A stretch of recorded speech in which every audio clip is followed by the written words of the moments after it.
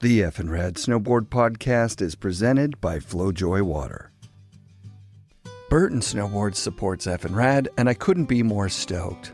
I'm riding my smooth operator the most these days, but all this custom talk has me wanting to ride one again. It's the Burton Custom's 30-year anniversary this year, and it's safe to say the best-selling board on the planet is still the landing place of all the best Burton innovation and tech.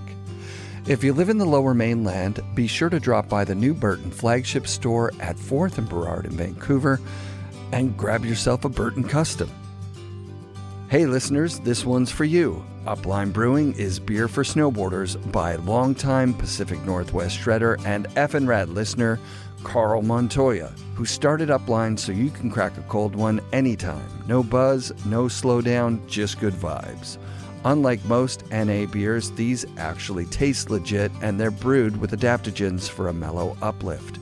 The Steezy Golden Lager and Crushin' IPA come in at just 25 and 50 calories and feature artwork from local legends like Quincy Quigg. Have one at lunch, grab another lap, hit the after party, and still wake up for first chair or the bank slalom podium. Drinking regular beers? Toss some Uplines into the lineup. The natural electrolytes help you stay hydrated and keep crushing. FNRad listeners score 15% off at uplinebrewing.com with code FNRAD, or set up a subscription, save more, and never run out. Upline Brewing, brewed to adapt, crafted to elevate. Fixed bindings are now guaranteed for life. The new Block 5s are a perfect blend of performance and simplicity. I can adjust the straps on the fly without tools, and they're consistently comfortable and easy to get into and out of. All the new fixed bindings look and ride incredibly, so go buy fixed bindings today at your local fixed dealer or check out fixedbindingco.com. Bluebird Coffee Tuning and Rentals in Squamish, BC is the coolest new stop just 20 seconds off the Sea to Sky Highway on your way to Whistler. Drop in for the world's best cup of coffee, killer smoothies, and a true local vibe born out of 90s snowboard culture and music. They offer performance ski and snowboard tunes with state-of-the-art equipment. They've got premium rental fleets of Jones, Solomon, Libtech, and Burton, including Burton Step-Ons. And if you haven't gotten yourself one yet, Bluebird will even sell you a rad power bike. These bikes are so fun.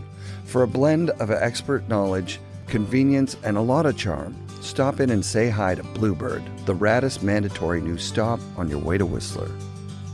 Lock in and let go with Anon's magnetic face mask integration, built to keep you seamlessly covered from the elements, and Magnatech quick lens change technology that makes swapping lenses effortless even with gloves or mitts on.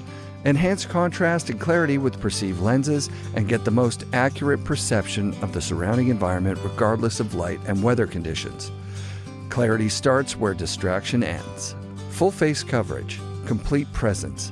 Check out Anon's helmets, goggles, and MFI face masks at an Anon dealer near you or at anonoptics.com. Support also comes from the Pro Standard. Ken Achenbach has done it again with the push-button quick release for step-on bindings. Get them at prostandard.com before they sell out. Pacific Border, Vancouver's premium snow skate and surf shop on West 4th Avenue. Check out pacificborder.com. And 1910, the collaborative artworks of Jamie Lynn and Scof, two friends on a creative journey together, bonded by their love of art, music, and snowboarding. Go to the number 9teen10.com for their latest collection. We need to thank our friends at Mount Seymour, Grouse Mountain, and Cypress Mountain for their continued support of FNRad, as well as Essential Toothpaste Tabs. I love them. I use them. Go buy them today. Paul Fidrych was the director of hardgoods product management for Burton during snowboarding's golden era. Paul oversaw production of the Brushie trouts, Terje swords, and was a key player in the development of the Burton Custom. And this year, the Burton Custom turned 30, and the story behind its development highlights a commitment to the progression of materials, building techniques, art, and the culture of snowboarding itself. The Custom was a catalyst for change, and in no small way that change was driven by Paul's engineering sensibility and his direct communication with some of the best snowboarders in the world at the time, including people like Craig Kelly, Bryan Iguchi, Victoria Jalouse, and Jason Brown. Paul was also a facilitator at Windell's summer camp on Mount Hood the year I went there in 1991. Paul's life in snowboarding has benefited us all, and I'm excited to bring you this interview from his chalet in Whistler that starts with his first skateboard. So this was probably 73, 74, and the deck itself was probably hardly even shaped, you know? Right. And it had metal wheels, looked like right out of a, remember when roller skates used to have those metal wheels? Totally. It was $4, and I bought it with I had a paper route, of course. Sick. And it did not roll at all. If there was even the slightest pebble, you're off, you're toast. It only would roll, like I remember having the metal wheels on the roller skates from some sort of a garage sale or something. They were old. Yeah. They only rolled on like super smooth concrete in your basement. Right. And at that point they rolled too much, then you fell, you got hurt. Absolutely. But out in the world, they did not go. I can't believe I got through that period, but everyone was getting the next round with clay wheels. And there was a board called the Hot Foot, and that was $10 at Kmart, and I saved up for that. And everyone in the neighborhood had that one. Super small, it was probably 5 inches wide, very narrow. But they rolled. Clay wheels were great. And everyone was excited. They were, just skating around, mostly going down hills, And, maybe you set some cups up and you did some slalom or whatever. And almost overnight, everyone stopped riding. It was the strangest thing. So it was very much a fad. But a few people, like myself, I went to the next level and I found a board. The next one up at Kmart was probably $20 with urethane wheels and plastic deck, right? But it did have a kicktail on it, which I thought was so cool. And so started skating that, and I was pretty much by myself until junior high. I saw two other dudes that had skateboards, and I was so excited. So at that point, you're getting most of your information from, well, there was no internet, of course. And so there was magazines, right? And the magazine that I read was called Wild World of Skateboarding.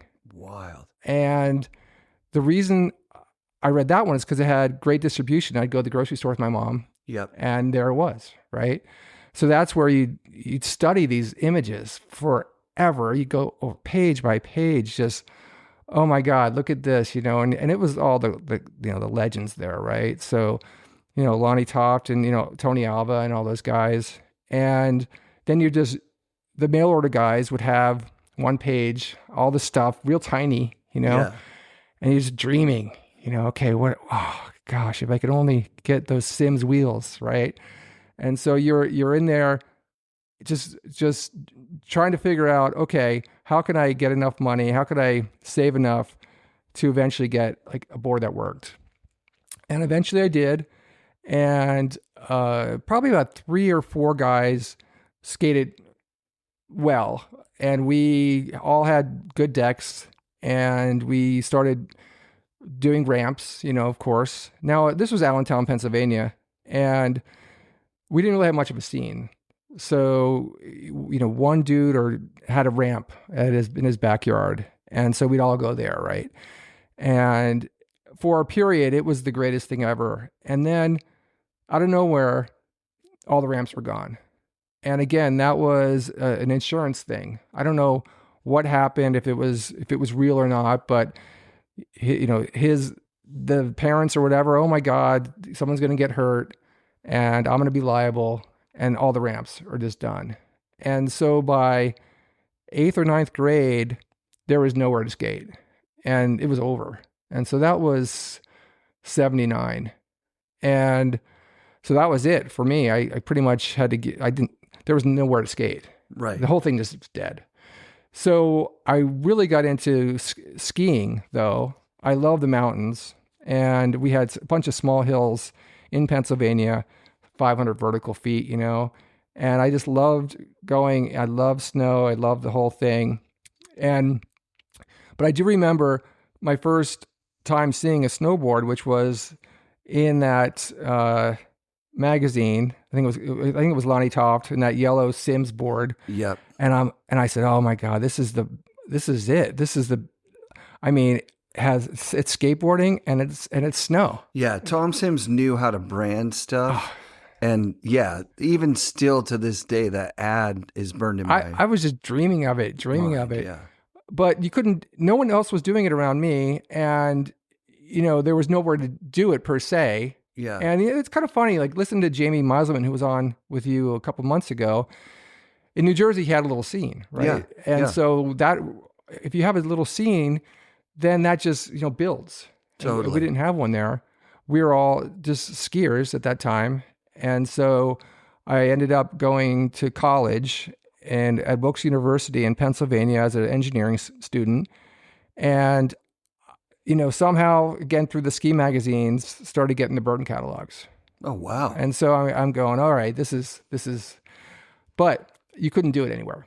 So you've never seen one in real life, but Never. You're getting the catalogs. I'm getting the catalogs and amazing. I just reading them. Yeah. But, I was very much into school because I worked so hard and I'm going, all right, I'm going to get through school. And again, there was no scene there at all, right? So when I graduated in 86, I moved to Boston and there was a small hill called Blue Hills. And it was probably 250 vertical feet. It's right in Boston, like almost within 128. Yeah. And I heard that they allowed snowboarding. So I went. In 86, that's early. Yes. Yeah, so that's dope. So, and they had these funkies, they were called. And I never saw them again, but it's a brand, I think they're out of Italy. And me and my friend went and we went right after our work and we rode until they kicked us off the hill that night. Rad. And that was it. I threw my skis away. I never put them back on. I went right out and I had those Burton catalogs. And so Burton was so good at, here's the dealer locator. Now, it's kind of funny because growing up skating, I was a Sims guy. Sims snake wheels, the best, right? So Sims fat cats. Yeah, everything, right? So, but it was very hard to get Sims. And Burton stuff was so prevalent. So I went to the store, bought it, and working as a design engineer, I would get off of work and then I would go to Neshoba Valley, which was another small area, and just ride every night, like as much as I could. And just is there fins on the thing you're riding in 86? So I had the 87 model. Yeah. I think. Again, the years are the years of Burton years are interesting. That was the Cruiser. The Cruiser, right? And the year before it had the removable fin. Yep. But this had the side things you could. So it didn't have a middle skag, sorry, but it had the fins on the side. Yeah. Yes, that you could just take them off, unbolt them. So it had a swallowtail as well. Yeah, swallowtail. That's right. It had no center, but it had the two little things that they were screwed on. It was like beveled, concave or something. Yeah, like lot, right? A lot. Yeah. I mean, you're doing this. It was almost impossible to catch your toe edge. Yeah. But it worked. Yeah. Right. So. And I just rode, and then I started going to Vermont and Sugarbush, Vermont, and the first time they allowed snowboarding was the next year, and we had to get certified, of course, pass a test.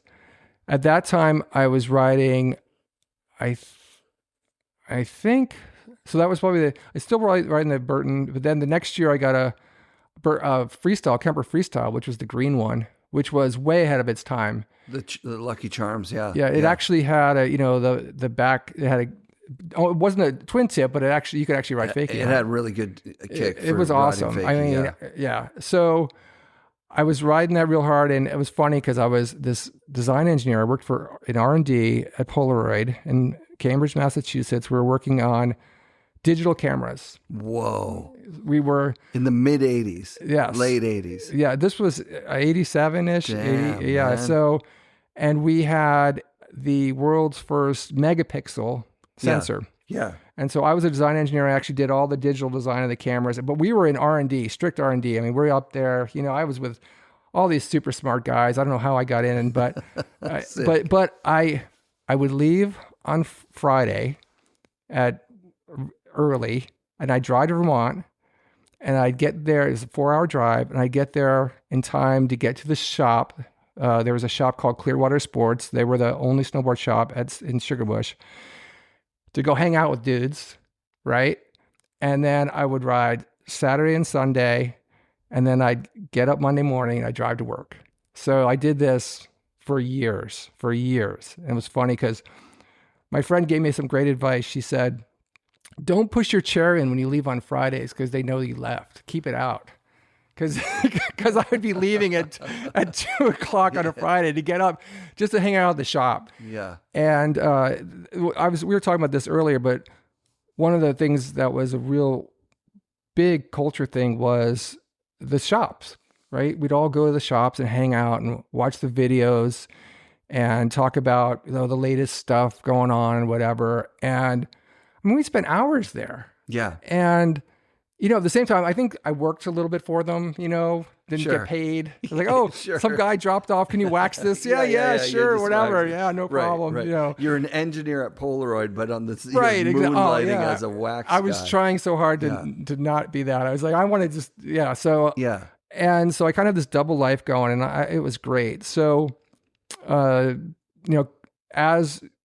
happens, as these newer brands started coming up, they would come to the shops and they go, oh, hey, we got this, we're a new brand, and do you have any riders, or people that we could give stuff to? And so the shop that I was with, which was Clearwater, it was myself and another guy, and we were probably, I don't know, 25 years old riders or something like that.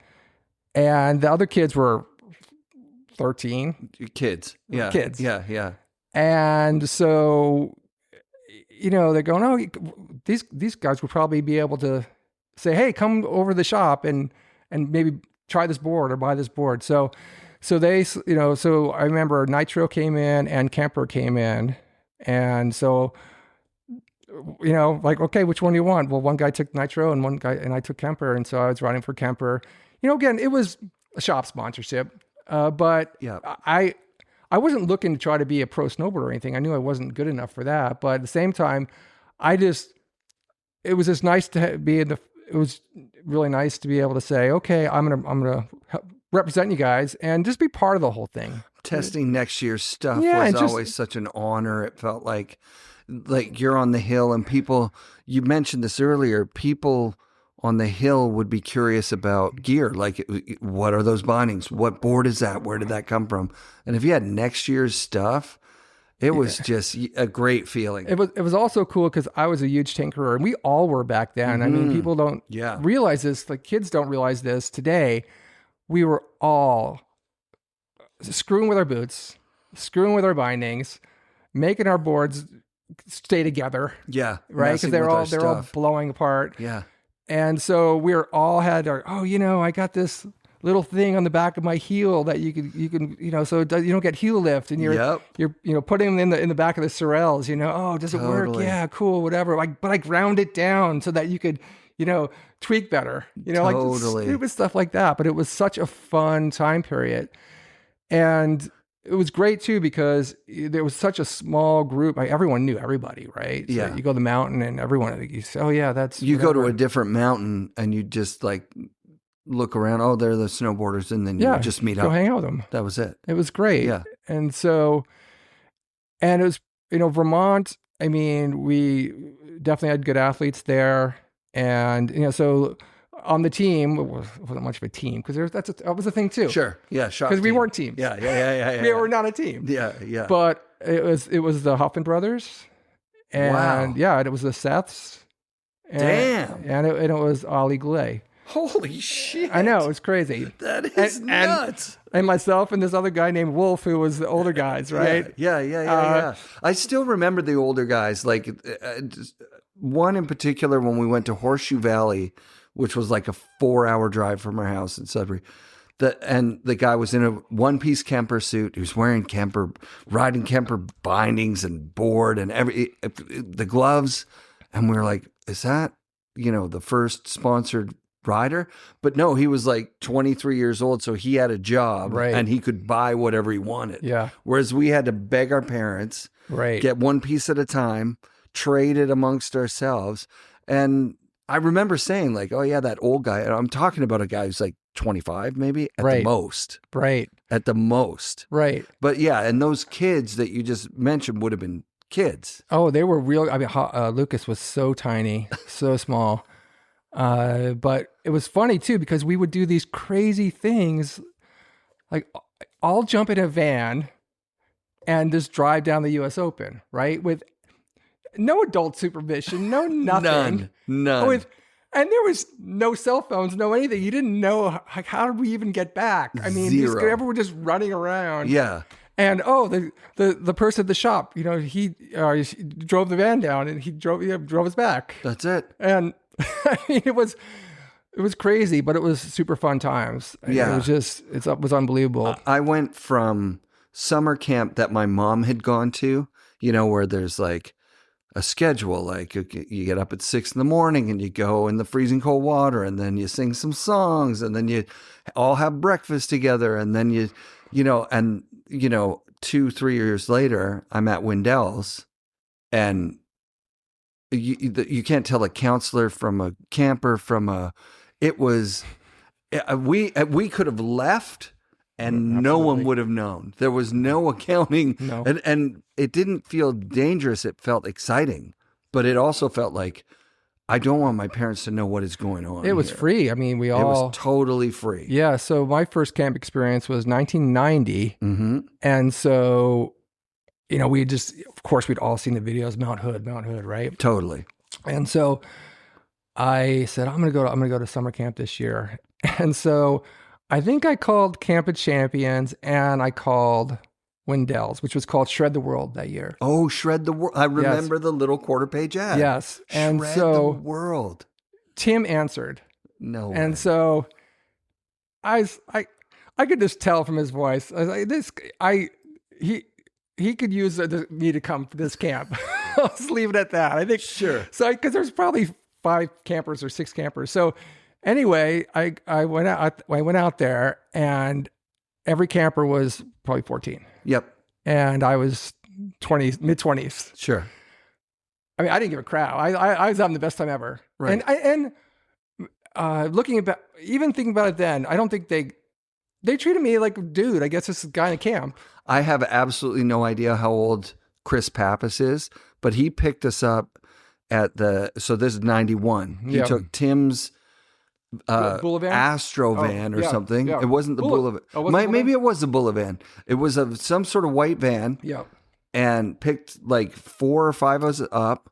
One person got the front seat beside him. The rest of us were on a mattress in the back with our gear around us. Oh, yeah. Bouncing up the road. I'd never seen a mountain before in my life. I'm going, where the hell are we? Look at this place. It's amazing. Right. But I couldn't tell you if, like, for any amount of money, I couldn't have told you how old the guy was. Whether he was 25 or 19 or 15 like us. We were all just having the greatest. We were all experiencing snowboarding together. Yeah. And some at different levels only because you had started more earlier. Sure. So like for instance, the Pappas brothers, they started a couple years before us. And sure. Of course they were talented. Yeah. But and Tim had also been doing it a lot longer than us. We're almost discovering it. And you had a video to watch, a couple of videos, but that was about it. That was it. So when you went to camp, it just kind of blew your mind because you could learn so many tricks in one day. Yeah. Or, even just how to properly carve. I hadn't done anything but a fish turn before that. I'd never, I'd passed the test for, if you can ride at this resort by just showing I could stop. I could stop, kind of. Yes. But I could also do a backflip because I'm from a place where we're just going down a straight hill at a jump and then flipping over and landing flat on our feet in the flats. So I'm like, I'm going to get sponsored at this spot. I've never done a turn in my life. Oh, it's funny. Yeah. And the first day I'm in the beginner group because they're like, can you turn? And I'm like, well, what good is that? Right. Well, you don't need a turn. Well, I have a similar experience. So, well, first of all, there was more pros than there were campers. Yeah, that makes total and sense. it was the Pappas brothers. And so Chris Pappas taught me how to carve. So shout out to Chris Pappas. Sick. And Jason Ford was there. Rad.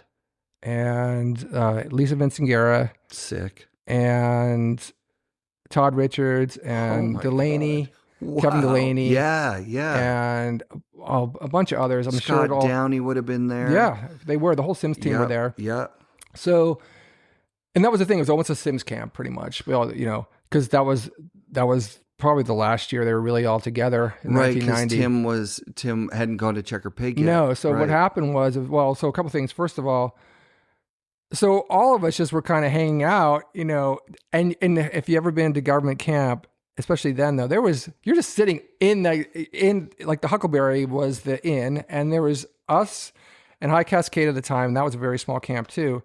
And so you're with each other all the time. Yeah. I mean, just hanging out, doing whatever, and going skateboarding or just doing stupid stuff after getting off the hill. But we learned a lot there and we had the best time. And it was pretty funny because it was 4th of July and we all went to Hood River, and Tim had gotten a call, and he got off, and then that was the day that the Sims team kind of blew up, and all the Sims guys were down there. And I remember, because these guys were probably younger than me, and it wasn't, you looked up to them as a rider, of course, but at the same time, they were just regular people, and you heard them going, oh my God, what am I going to do now? Right. That was the first real thing that I saw in snowboarding, and it was really a bummer for me because I knew I was going back to my job, and I knew when these guys were going, what are we going to do? So what was the call like that? It was a call from, probably Dorfman or whatever. Yeah. And saying, okay, I remember Tim saying they're going to keep Mini Shred and they're going to keep Kidwell. And that was it. This is, and again, this is 40 years ago, 40 years ago. Yeah. So don't, but this is what I heard. Yeah. They were all sitting down there, and and then afterward, they're all super bummed going, what are we going to do? Right. And so that was, I think a turning point in snowboarding too, because we all looked up to Sims. We all thought Sims was great. So I came into it late enough to have not known that era. So I was fascinated to learn it. I think I learned it mostly from Brad Stewart at first, that he was like, dude, Burton were hilarious. They would show up in speed suits. They didn't have Jake was like railing against freestyle openly, like publicly, like this racing's where it's at. And like, Craig leaving, he said, it barely even got on nobody talked about it because you've got Todd Richards, you got Kidwell, you got Palmer, you've got everyone, you've got Roach and 50 other guys, Windell, and so many people. Jacoby's still on the team at that point. Craig leaving was like not that big a deal because they were crushing it so hard.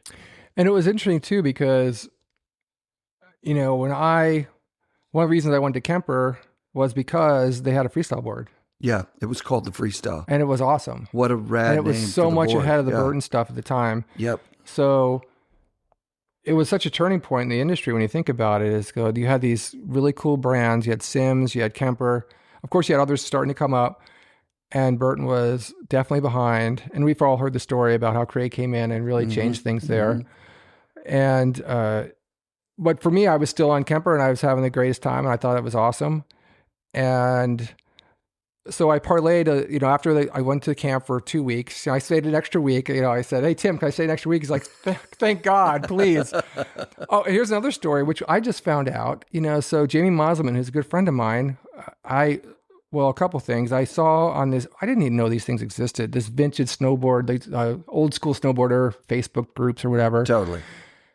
And there's a there's a magazine cover of me and the camp. I think I sent it to you. Yeah. So I was on the cover with Tim Windell and a few others.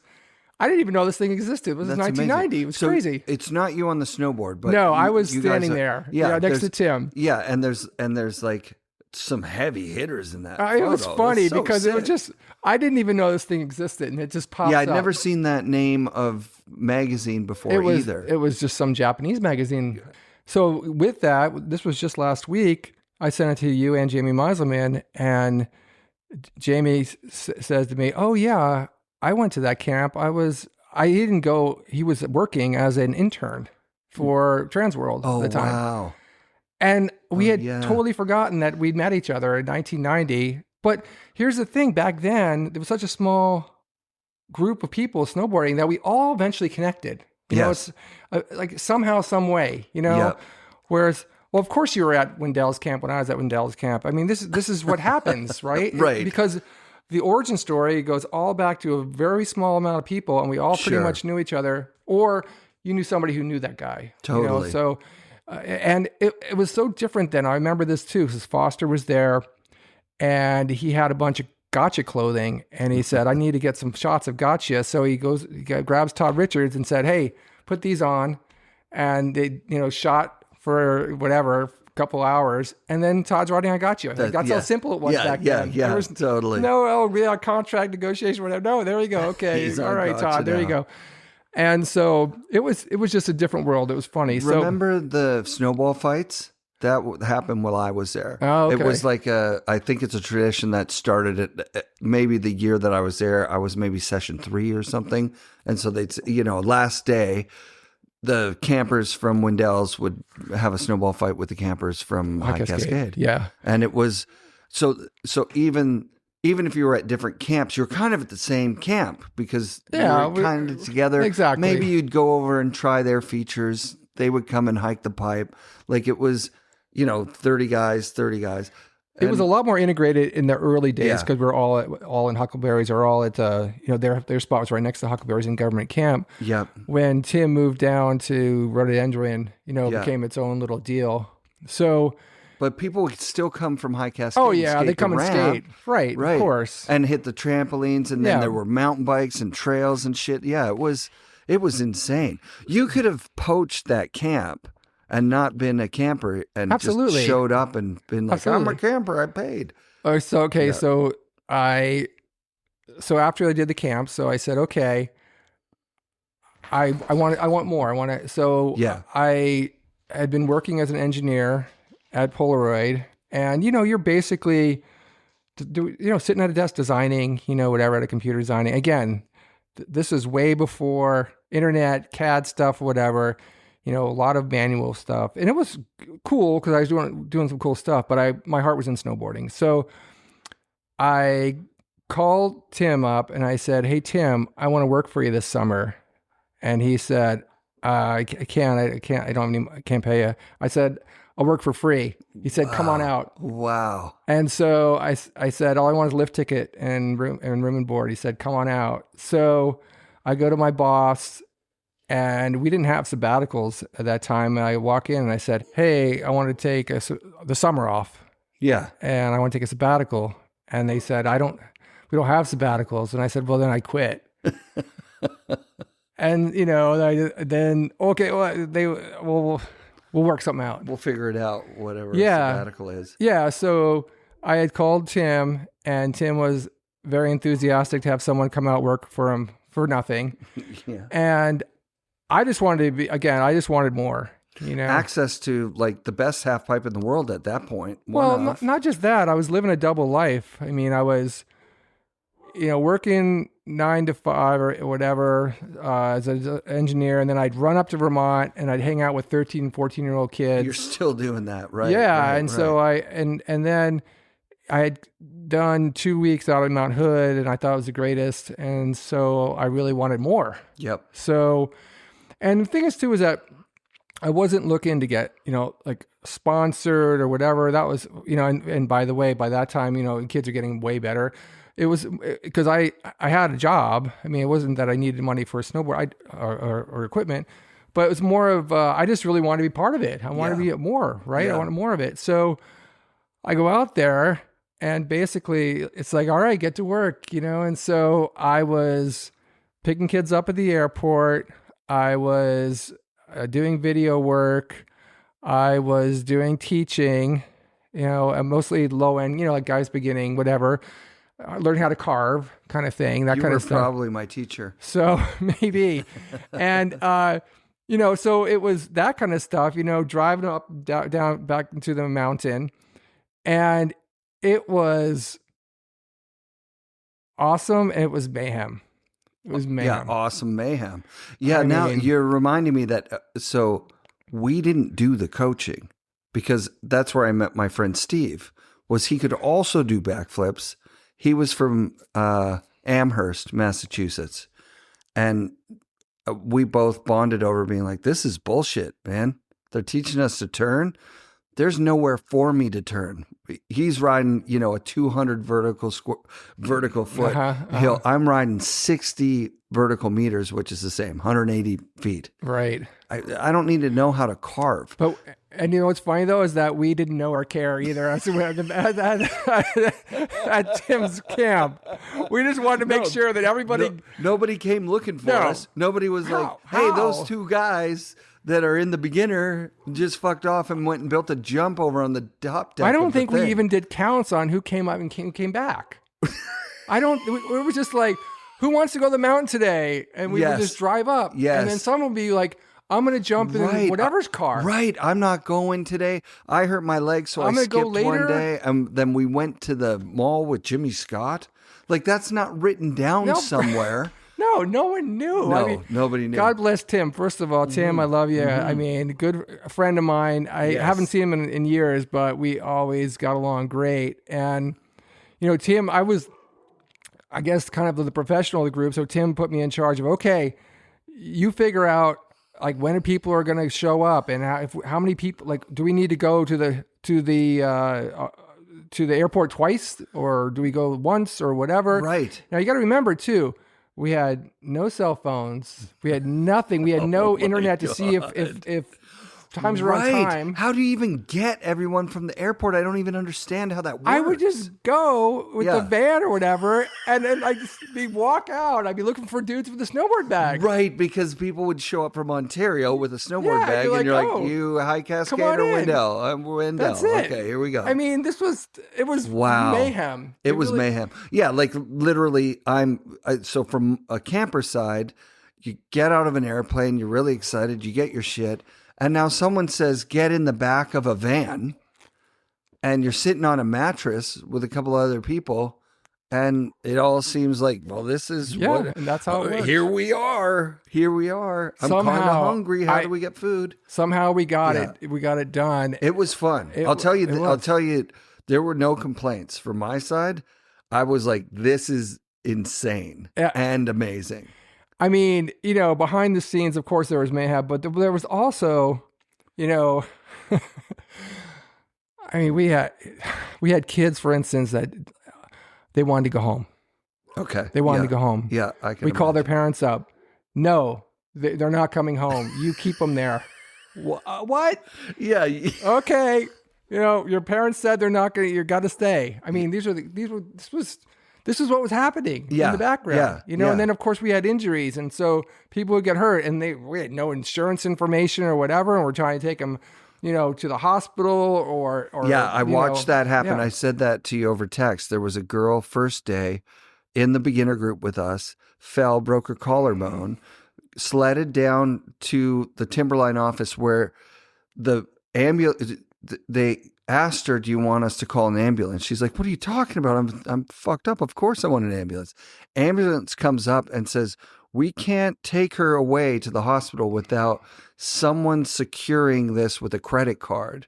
And so now whoever is our coach at that time is going like, do any of you kids have a credit card?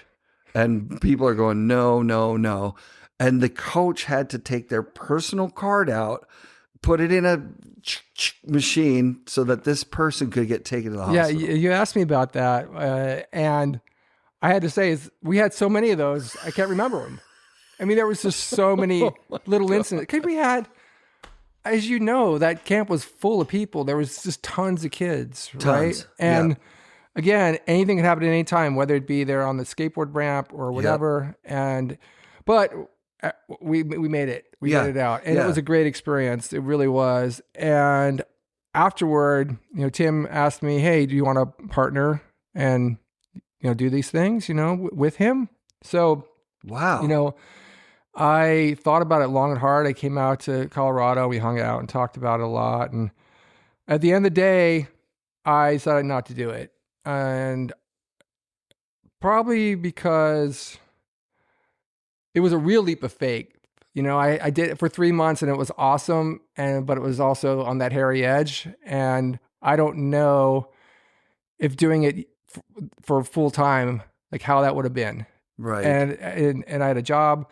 But I will say this though, I owe Tim Windell a lot for helping me kind of see the light of life. Because when I had started school, it was all about getting a job, right? And then snowboarding was this thing that, you could be anything, you could do anything, right? And then you go out to see these pros, which you thought, okay, I saw my videos. They're just regular dudes, right? Totally. And they have this, Tim's struggling to figure out how to run a camp. And he's like, come on, Paul, help me out. Yeah. And he just opened me up to a world of like, you know what? Anything is possible. You don't need to be this special person. You just need to have the fortitude and the passion. Right. And the thing that I got from camp when I would go back, the last time I was there was a couple of years ago, and I saw the little campers going there. And I think I must have saw somebody fold their pant up, looking over at a coach, like, did the cuff a certain size, was looking at how to dress. And I remember being like, looking at campers and coaches, like, how do we say we're a snowboarder in the world? And that was coming back from camp to my small town. I was a completely changed person, right? I saw Nick Parada with his dreads when he had his dreads, man. Like, I saw Nick Parada, for crying out loud. Like, I was freaking the fuck out. And, Scott Downey and Kevin Delaney and Tim Windell, they're all just dudes like us. Mm-hmm. But they're entrepreneurs in this way that's, like Scott Downey's changing Sorel boots, like a Canadian staple. Yep. He's putting his name on these boots. That's right. And there's innovation going on, and you're hearing about these new companies that you've never heard of before, that maybe one is a Volcom, Right. And some are Radical. It was Airlines, a really or fun Checker time Pig or whatever. It was just so magical. I mean, when I went in 90, Brad Stewart was there, and, he was kind of helping with the camp with Sims and also doing some, marketing work, whatever. And then, next thing you know, he's got Bonfire. And then next thing you know, after that, he's doing the Solomon thing. Solomon, right. So it was really cool time. And it showed me, it really opened the world up to me. And it was such a great experience. So thank you, Tim Windell, with that one. And overall, it was pretty cool because, oh, by the way, I was starstruck when Tony Alva came and skated the ramp. So that was amazing. Not be? That was amazing. Alva, God. Yeah. But and then from there, and that's how kind of the Burton thing happened. So my last year at camp, I had reached out to Chris Copley, who was the Vermont rep. I said, "Hey, Chris, I'm going to this camp. And, would you, do you have a board or whatever? I could, because I'm going to be out there with all these kids, whatever." He's like, "Oh, yeah, sure. Hook you up." I knew Chris because, again, the scene was so small. Yeah. Right? Yeah. And so you'd see each other, whatever. And he knew that I was, I think, at Kemper at the time. But again, I was just a regional nobody. Totally. Don't get the wrong way. Yeah. I was just around Kemper for, a little bit because they gave me one. But the point being is that Chris was a really good dude. And so he gave me this board. And it was the first 3D. What board was it? Like an Air 6-1? Air 6-1. Yeah. And so And that was the first year of 3D, and everyone was looking at me and asking how that thing worked. It was before 3D was available to the public, That's right? right? That's right. And so that was awesome because, I mean, it's not that I felt special, but at the same time, people were going, what is that? No, what of course you feel special about something like that. I mean, it was completely different. So then I came after the summer, I asked him, hey, do you want this back? He said, I want you to just keep it for the winter. And so I rode in the winter, and then the summer was coming up again. And I was going, okay, I already talked to Tim about, I'm not really I would obviously go back to work for the summer, but I couldn't ask my engineering guys again to take off another summer. Right. And so I called Chris up and I said, hey, Chris, if you, and this was not planned at all. I just happened off the cuff. If you ever hear any jobs up at Burton, just let me know. And he goes, I was just talking to head of something, HR or something, I don't know, whatever. And we need a snowboard product manager and you'd be perfect. Hold on. And he just runs and he gets this guy and I started talking to him on the phone. Oh my God. And I had an interview within like 2 days, and less than 2 weeks later, I was on a plane to Europe going to the European sales meeting for Burton. Holy shit. Being the snowboard product manager. It was crazy. Oh my God. It happened so quickly. Had you kept up on what was going on with Burton? Like, did you know the line? Were you still getting the catalog? Oh, yeah, of course. Through it and all that? Yeah. It was easier back then to understand because it was like 3 board offerings. There was not much offerings. going on with that. I had just spent a whole summer, the summer before, on 3D. So I knew all about that because I was on prototype bindings, whatever. And I was riding the boards because of Chris. And it was, look, again, no internet at the time. Yeah. We all looked at every catalog. Truth. Yeah. I mean, come on. There was, and you'd page through them and it was a very simple line at the time back then.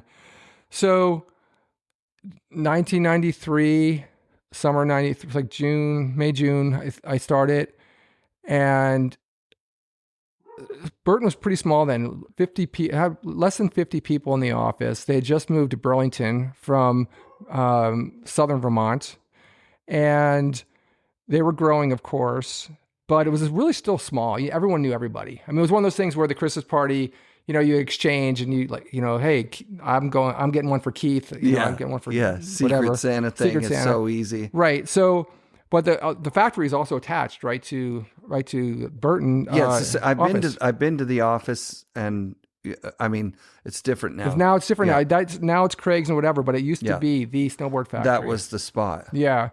So it was interesting because I didn't 100% know what a snowboard product manager was, or a product manager. I still don't know. So they bring me up there, and I had an interview with all the head of R&D, head of products, head of soft goods. Jake wasn't there that day, but so I got the job, and then I went my first time. I went up there, whatever, and Jake said,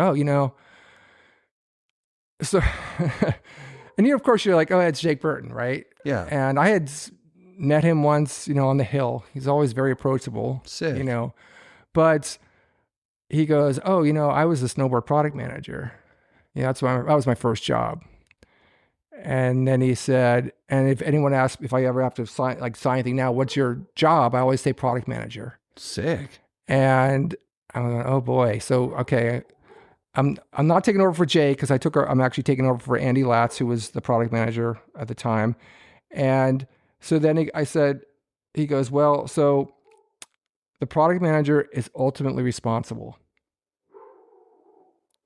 for, that's what he told me. Wow. For everything. Oh God. So basically, and then he said, sink or swim.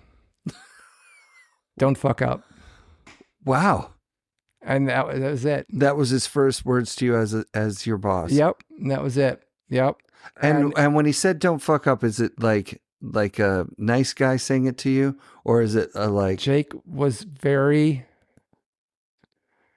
serious, even though he was funny as hell at times. Yeah. He was directly serious, and he meant it. Damn. And he told I've heard that story. Many people had said the same thing. You know, they heard that's what he tells people: don't fuck up. Don't fuck up. And he meant it because he was, as you probably heard, he was very competitive, very passionate, of course. I mean, and very, at that time, quite a bit hands-on. So, but yeah, so they jumped right in, you're okay. I'm the solar product manager and I'm basically responsible for all the factories, production, sales with respect to if a board sells or not, the materials, if any problems, like if we have a big catastrophic, warranty DLAMs, issue. whatever, warranties. Yes, exactly. If the team doesn't like it, I mean, you're responsible. You're ultimately responsible. Damn. So, and it was, I honestly didn't know what I was stepping into, but I was luckily, I had a good team with me. The hard goods department was very small at the time. It was only boards, boots, and bindings, one product manager each. And then head of R&D, Dave Dodge. Paul Marovitz was the snowboard designer. And then JG, which you've heard a lot about. I'm sure. I've met him. Yeah, I've met and talked with him. Yeah, so JG at that time, which was I was there from 93 to 2000, he was head of testing. Testing. Yes. What a rad spot. So I want to be head of testing. Now, it was pretty cool because he was, well, first of all, I love JG, and he was the guardian. So like if you ever wanted to make a change, he hated change in some ways because he wanted to make sure that any change is better, that it was proper. So he would either test it himself, and he also had a barrage of riders. Yeah, he was super close with yes, but not just tons of good people. Not just the pros. These were these underground guys. Yeah, where you go, oh, I have this top sheet that I don't want anyone to see. Okay, I'll send it to this dude. And we always had a rule, 30 days on snow, 30 days on snow. You had to get 30 days on snow to get anything approved. Sick. So he would know, okay, we're in the middle of summer. I have some guys in New Zealand. I'll send it down there and we'll get our time on snow. So yeah, it was a really, everyone was very, very passionate about snowboarding. Yeah. There was not dudes just walking around going, I don't know what is this? Everyone loved snow at that time anyway. Mm-hmm. So it was really cool. It was also competitive because, you had to know your shit, right? So if you're trying to say, hey, we have to change this board, you couldn't just say that off the cuff, right? You had to, if you wanted to make that change, you had to stand for it. One thing that's burning in my mind, was Burton already 2 years ahead at that time, designing 2 years ahead? When you come in 93, the product line that you're in charge of, is it 95 already, or is it sales for 94 and plus design on 95? Production in 94. Oof. Development in 95. Yeah. Yeah. And also the marketing aspect, you'd work with the marketing department to get the catalog. All that catalog copy starts with the product manager. The guys would come and tell you, okay, what's this board all about? Blah, blah, blah, blah, and talk about it. What's the tech? This and that, whatever. And then they would go and write their fairy dust, really awesome copy. Totally. Right? And then work with JDK was the outside agency. Yep. And they would do this amazing, illustrations around it. Totally. So when I got there, so what was happening was the twins were being produced at that time, the Ouija boards. The Ouija ones, yeah. And Brushie's first board was being produced. Hawkins' the first trout board. And the sword. The These are the most iconic collectible boards. It's pretty funny because, first of all, I have not been a part of the snowboard industry for a long time, and I didn't really know much about this whole background of collectors and whatever. Dude, there's some drama that's happened too. One of the guys that worked for Jake at Londonderry started making BB1s and selling them as new old stock, but just because he's I made them way back then, so me making them now the same way means they're the exact same board as then. People go, wait, no, you can't say that it's and selling them for 10 grand. because people are like, they're Wow. rare, but he's Yeah. like making them. Anyways, Well, there was no thoughts of that. Yeah, No thoughts collectors, of that at all that all back stuff. then. Right, You're just trying to make the best shit possible, and then every year make it much, much better. And remember, we were just starting. I mean, that was the first year of 3D. Was 93, 94 was the second. And we're still trying to figure out how to make sure the inserts were lined up properly. Right. You know? And we're making hundreds of thousands of boards, you know? So, Yeah. you know, that's where the NASA boards, if you ever heard of those, came from. That means not all stances available. So literally some of the triangles were not aligned. No way. And so you had to fill it with glue, and you'd sell it as a discounted board. It was called NASA. And they'd stamp that on the bottom into the it actually, PTEX or whatever? it actually was printed on the top. It said not all NASA board, not all stances available. And That's we literally had to amazing. test every board. I mean, this is the kind of stuff Oh that we my don't think about God. today. Right. But every single one we had to test with a little triangle shape, you know? So yeah, it was crazy. Because these are still hand-built boards. I mean, Of course. they are still till this day. Yes. But like, yeah, so... I mean, the thing was, it was interesting because this was just in the wave of us figuring out and everyone figuring out how to make good quality product. Yeah. But at the same time, we were making a lot of it. Yep. So it was a lot of work because we had 4 factories at the time, 2 in Austria, 1 in Canada, and then the Vermont one. And each of them had their own idiosyncrasies. And it was they all had their own different processes. So it was a lot. I spent a lot of time in Austria working with the factories, and it was very interesting time.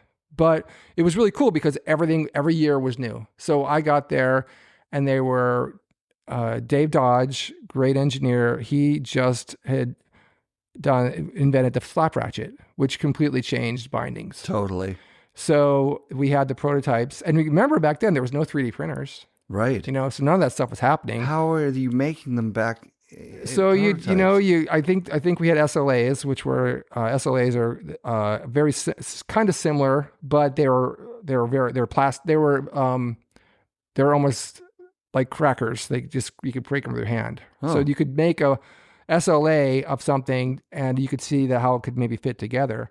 But then you would, otherwise you'd machine some parts, and some aluminum pieces and whatever and then you pay for a mold, right? So freaking believable. So that slap ratchet was just coming out. The 3D, of course, was just, Did anyone else invent the slap ratchet at the same time, or is No, it was actually, so we were Burton was the first. And there was... I remember the ratchet. It was very square. It was really very square. big. That's right. But you could only patent so much of it. And right. so... It only clicked like 1 or 2 clicks when you went each one. The first generation. You go all the way up and it could click, click. Absolutely. Click, click. So the next version is pretty much exactly how it is today, to be honest. Yeah. But the patents were only on certain parts of it. So, if you ever see the release mechanism up top on every one, that's how they get away. That's different than the Burton patent. So that's why every slap ratchet that you see now, or ratchet that you see now, has the release up top. Yeah, the thumb release versus the pull up. Yeah, it's versus the pull up. Right, right. Which is really nice. The pull up is actually really way nice. Yeah, you just kind of grab the end of it and pull it up, and it comes off. And for people you could slap it off. Slap it's so ratchet. Easy. Yeah. For people that don't know, and younger guys, I mean, before that we had ski boot slatches. Yeah, the ski boot ones did not work. Oh, and then they'd come off. Pound, yes, they'd open up. I mean, your boots would fly out. Jesus. I mean, all of our stuff did not work very well back then. And you couldn't tell how tight it was going to be. No. So then you'd put it down and be, it's too tight. Now it's stuck. And you'd be, oh God, they were the worst. Absolutely. The slap ratchet was, it's the least celebrated, biggest innovation in snowboarding. Absolutely. And you think about how micro adjust you can get now and how easy it is to get in and out. I know there's other... right, but basically the slap ratchet is still what everybody uses. It is, and it is awesome. So Dave Dodge, thank you on that one. Dave Dodge was a ski engineer for Rossignol, and he came to Burton. So a couple things. So first of all, back in the day, Jake was doing a lot of this work. He was not an engineer, so he went to the factories, and he went to like Kyle factory, for instance, in Austria. Everyone's probably heard the story. In the middle of the night, he went to go visit them. And I know the Kyle factory family really well because that was my factory. But, they were the engineers. Like they just said, okay, here's how to make a snowboard. They were making model skis before that, right? So it was very much the same. And their rim construction, so they're just injecting these things. And they're bobber. They were great. But it was such a step up from where Jake was when making, almost like skateboards before. Yeah. So wood but then Paul Wren came in, and Paul Wren really, the Burton boards that Craig rode was Paul Wren, and he had quadratic side cut, and he made the first how to make a snowboard. He made specs, and for Burton, and gave them to the factories. Okay, you have to have specs. You have to make sure you do these things. So it was great. I met him a couple times, but he left before I came in. Dave Dodge came on. Dave Dodge, great engineer. He did 3D. He did so many things. He did the step-in system. He did the, like I said, slap ratchet. So many cool things. And then Paul Marovitz was the snowboard designer, and he went on to create Rome snowboards. And now he's at a ski. He's doing a new project with a ski company. So he's still doing it to this day. So, I mean, when it comes down to it, there's again, I've been in it for a long time, but, there's Mike, Mike from GNU. Yep. And then there's Tommy Delago. Yep. And Paul Marovitz. And they've all been doing snowboard design for 40 plus years. Someone should get those three guys in a helicopter. If you're rich and you listen to this show, you should thank all three of those guys with like a week at Monashie's. Absolutely. I mean, it's amazing to think about that they've been doing it for so long. That's so rad. Yeah, 40 years or whatever it is. It's got to be more than 40. Even. Yeah, at least. So, basically, the biggest thing for me was, and how I kind of got in touch with you is the custom. So everyone wants to talk about this because, I was on the team that created the customs, and the story's been told a little bit, but I, as a product manager, I was in charge of the project. So, it's a very interesting story because it almost didn't happen. It wasn't this thing that we're going to create the most versatile snowboard ever. That's not what happened at all. In fact, it almost didn't happen. Again, this is my, from my perspective, 30 some years ago. I apologize to anybody else who thinks maybe I made some mistakes. But when I started in 93, my job was to create the product line, right? And so at that time there were the Airs, and then there was the signature boards, and then there was the Alpine stuff. And if the signature boards were designed and developed with these riders, so if you were not their height and their foot size, right, you're not going to ride that board, or you're not going to love it. Right. It's not possible. Craig, his boards were definitely a certain style for sure. Mm-hmm. And especially as he was getting older, when he's going more to the slope style. Yeah. So you had at that time, the Kelly slope style, you had Hawkins board, you had Brushie's board, and that was it. Right. So, and you had the Airs, and the Airs were the bread and butters. Right. So I remember walking in, and I go, geez, if you want a centered base, you can't get one unless you have a signature board at that time. Mm-hmm. And so I said, hey, we should probably make a higher end Air series, because we have the Airs that number one, the most boards. And it's kind of like, we tried that. It was called the Burton Air, and Jeff Davis wrote it, and whatever. It kind of went over. That's cool to hear that, because I didn't really know where that Air fit in there, because there was the Kelly Air and the Burton Air. It's called the Burton Air. And they were so close in spec that it was almost like this was before my time, but it didn't make a lot of sense. So then they said, we've already tried this. Well, first of all, no one, they were just, like the Burton Air, and it's like, whatever. Totally. All right, it's your first week. It's like, whatever. Right. But I knew there was some, but at the same time, I was talking to JG, and, he said, what board have you been riding? I said, I've been riding the Air 6-1 from Chris Copley. He said, okay, good. Just, make sure, is that a Canadian board? Great. And I said, well, what do you mean? Well, because the Austrian boards were rim. So I was almost flabbergasted going, oh man. So half of the world is riding rim boards. They don't even know it. Right. The other half or quarter at that time, North America is riding woodland boards. And so unless if you're in Europe, if you're not riding a signature board, you're riding a injected board with like a sliver of wood in it. Yeah. And so I said, that's gotta stop, because we can't continue that way and be successful. There's just no way. Right. So while Paul Maravitz was designing for the 90, you talked to me about product lines and when do they all start and everything else. It's usually around a 2-year type thing. Yeah. So if you're designing the 95 line, well, that'll be 97, that kind of thing. Totally. So in 94, we started working on the 96 line. Okay. And the 96 line is when the custom came out. So during that period, a year before, that's when Paul Maravitz, he completely redid the Air series, and those shapes are the custom shape. So except for the tail. Right. And they are great boards, but they had zero fanfare. No one talks about those boards. No one says those boards are the best board, most all-around board. Nothing. No one talks about it, but True, those are the same board, except for the tail was square at the bottom. Yeah. So it was pretty obvious, that the boards, we were getting twins. We were selling twins like crazy.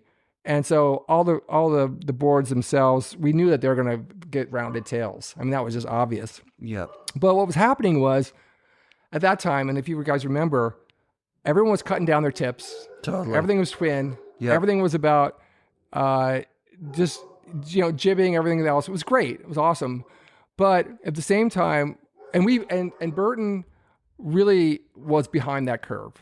They were slow to be in that market, slow to be having twins. Yeah, if you look at the Burton catalog versus what was available at the same time, they held on to old shapes for a bit. 2 years, maybe? It was just, we were just a little behind. Yeah, so, just a little behind. So we could kind of see between Paul Maravitz and myself and JG, but really Paul, because is that, yes, this thing is great, but free ride is coming. Versatility is coming. Mm-hmm. So, you had a twin, but boy, were they so specialized. I mean, you cut the tip down. If it's a powder day, you can't ride it. Yeah, right? those twin boards had really low kicks. Yeah, so the thing was, back then, again, everyone was cutting them even smaller, Yeah. So, yeah. But we can kind of tell, and Terje was a big part of that too, because he rode a directional board. Yep. So he was kind of guiding us in that direction. And so we knew that the Air was going to get a rounded tail, but okay, how did it become the custom? And this is the crazy story here. So I said, okay, let's put this, and it was the product manager's role to create the line list in the beginning of the year. And you just make this list and you send it to everybody. You send it to Jake, you send it to marketing, you send it to everybody. And it had this line list, and it just said, okay, we're going to have twins, we're going to have this, whatever. And I just said high airs. That's all I said. High airs. And I don't know what that was, whatever. He had no idea. So I said, okay, great. Well, we have centered base. We put centered base on there. That's cool. But we had this board called the ASIM Air. Yeah. And the ASIM Air was awesome. So awesome. Rode so well. And I love that board. I rode it a lot. JG rode it a lot. And I went to Paul Maravitz and I said, hey, why does this board ride so well? Well, it's because it's got triax glass. Now, we had been using triax glass for years in our race boards. So I said, well, why don't we try to put that in our freestyle board? And, he was like, well, it'll be too torsely stiff, so it won't perform well. And this was at that time because it was a race triax. It was quite heavy. So and JG was quite upset with it. The ASIM Air was starting to kind of not sell very well. And so I went to Dave Dodge and I said, hey, Dave, can we make a freestyle triax that was lighter, gave some torsional stiffness. It wasn't so torsally stiff that you couldn't, bend it. Because if it's too torsally stiff, you can't initiate well. You're going to be catching your edge all the time. Yeah. So he said, yeah, I think so. And this was one of the great things about Burton is that Burton, we had the wherewithal. We were buying so much fiberglass. The fiberglass guys are like, oh yeah, you want a new glass? Great. So they made one for us really quick. And luckily we had a lot of great resources. We had a great lab, so we could get these things tested real quick. We had the equivalent of Craig's at the time. We get the boards made really quickly. So we got them to JG, and we knew we had something different, which was great. And so as we were going through that testing, we had this huge fallout in the factory, and every board delaminated in the Vermont factory, every single one. And so I learned that, we use polyethylene for the sidewalls, and polyethylene is known to be very slippery. You can't, but nothing sticks to it. So for a base, it's not a problem because it's all one thickness and it's just flame treated. So they flame treat it at the factory, and then you print behind it for even better kind of adhesion, and then you glue it together with the board. But for a sidewall that you plane, once you plane it, you've got to flame treat it, which basically means you got to put a little flame on this thing and make sure it fits. Bottom line is that it's very easy to screw up. So everything off the production line literally unzipped. Oh God. And this was my fault. Oh wow. Because I'm ultimately responsible. Yep. And so I quickly, again, I go to Dave Dodge. I'm like, Dave, we got to find something here. And so we created so I go, what about ABS? ABS is great. And he goes, no, it's too brittle. It'll crack. We've done it in our race boards, works on our race boards. But so he goes, what if we add TPU? So we added TPU. What's it worked. TPU? Urethane? Yeah. Yep. And what was interesting, it made it a little damper too. Yeah. But we quick made that change. And so then we've got now a new sidewall material. We got this new glass. So we're going to put these in this new board series. This is the first place we're going to put it in and make it work. So JG was testing these. And again, feedback was looking pretty good. Paul was working on all new, of course, we had all new core profiles for that because it was all new glass. And wait, was that the first V core? No. So then, so now we go to the cores. So yeah. I go, okay, well, how can we, and I got on this thing about, we need to make these boards lighter. They were heavy back then. And I go, okay, so why are they so heavy? So I started, as an engineer, so I said, all right, we're going to weigh all the parts. We're going to put them through the process. I love this. And then we're going to weigh them again. We're going to weigh, dozens of them, right? Yeah. And what we found was that the variances were crazy. And the reason was, it's like, so where's all this weight coming from? We had all a certain amount, the amount of glue. We use wet laminate construction. So some boards got a lot more glue than others. Right. And it all soaks in. Totally. And so you've got this super damp, super heavy thing. And so I went to the production manager there, Joe Segura, and I said, we got to change this. So him and his manufacturing engineer, which was Jim Peterson, completely changed how we did things. So before it was the glue's just everywhere, and any guy can get a cups of glue and throw it on there. Yeah. To a very precise process. So we're like, okay, we had gotten that under control. But then I started looking at these wood cores and I go, where are these wood cores coming from? Switzerland. So, well, we're in Vermont, and the Canadian factory is also getting them. Why are they from Switzerland? Well, it's a ski core, whatever. Turns out they were really thin laminates, 4 millimeters. Okay, this was good for skis, and it was, I think, poplar and ash, but they were heavy because they had all these glues. Oh, of course. About it, and all that glue just adds up. So I got there's got to be a better way. I mean, we're shipping cores from Europe all the way over to here.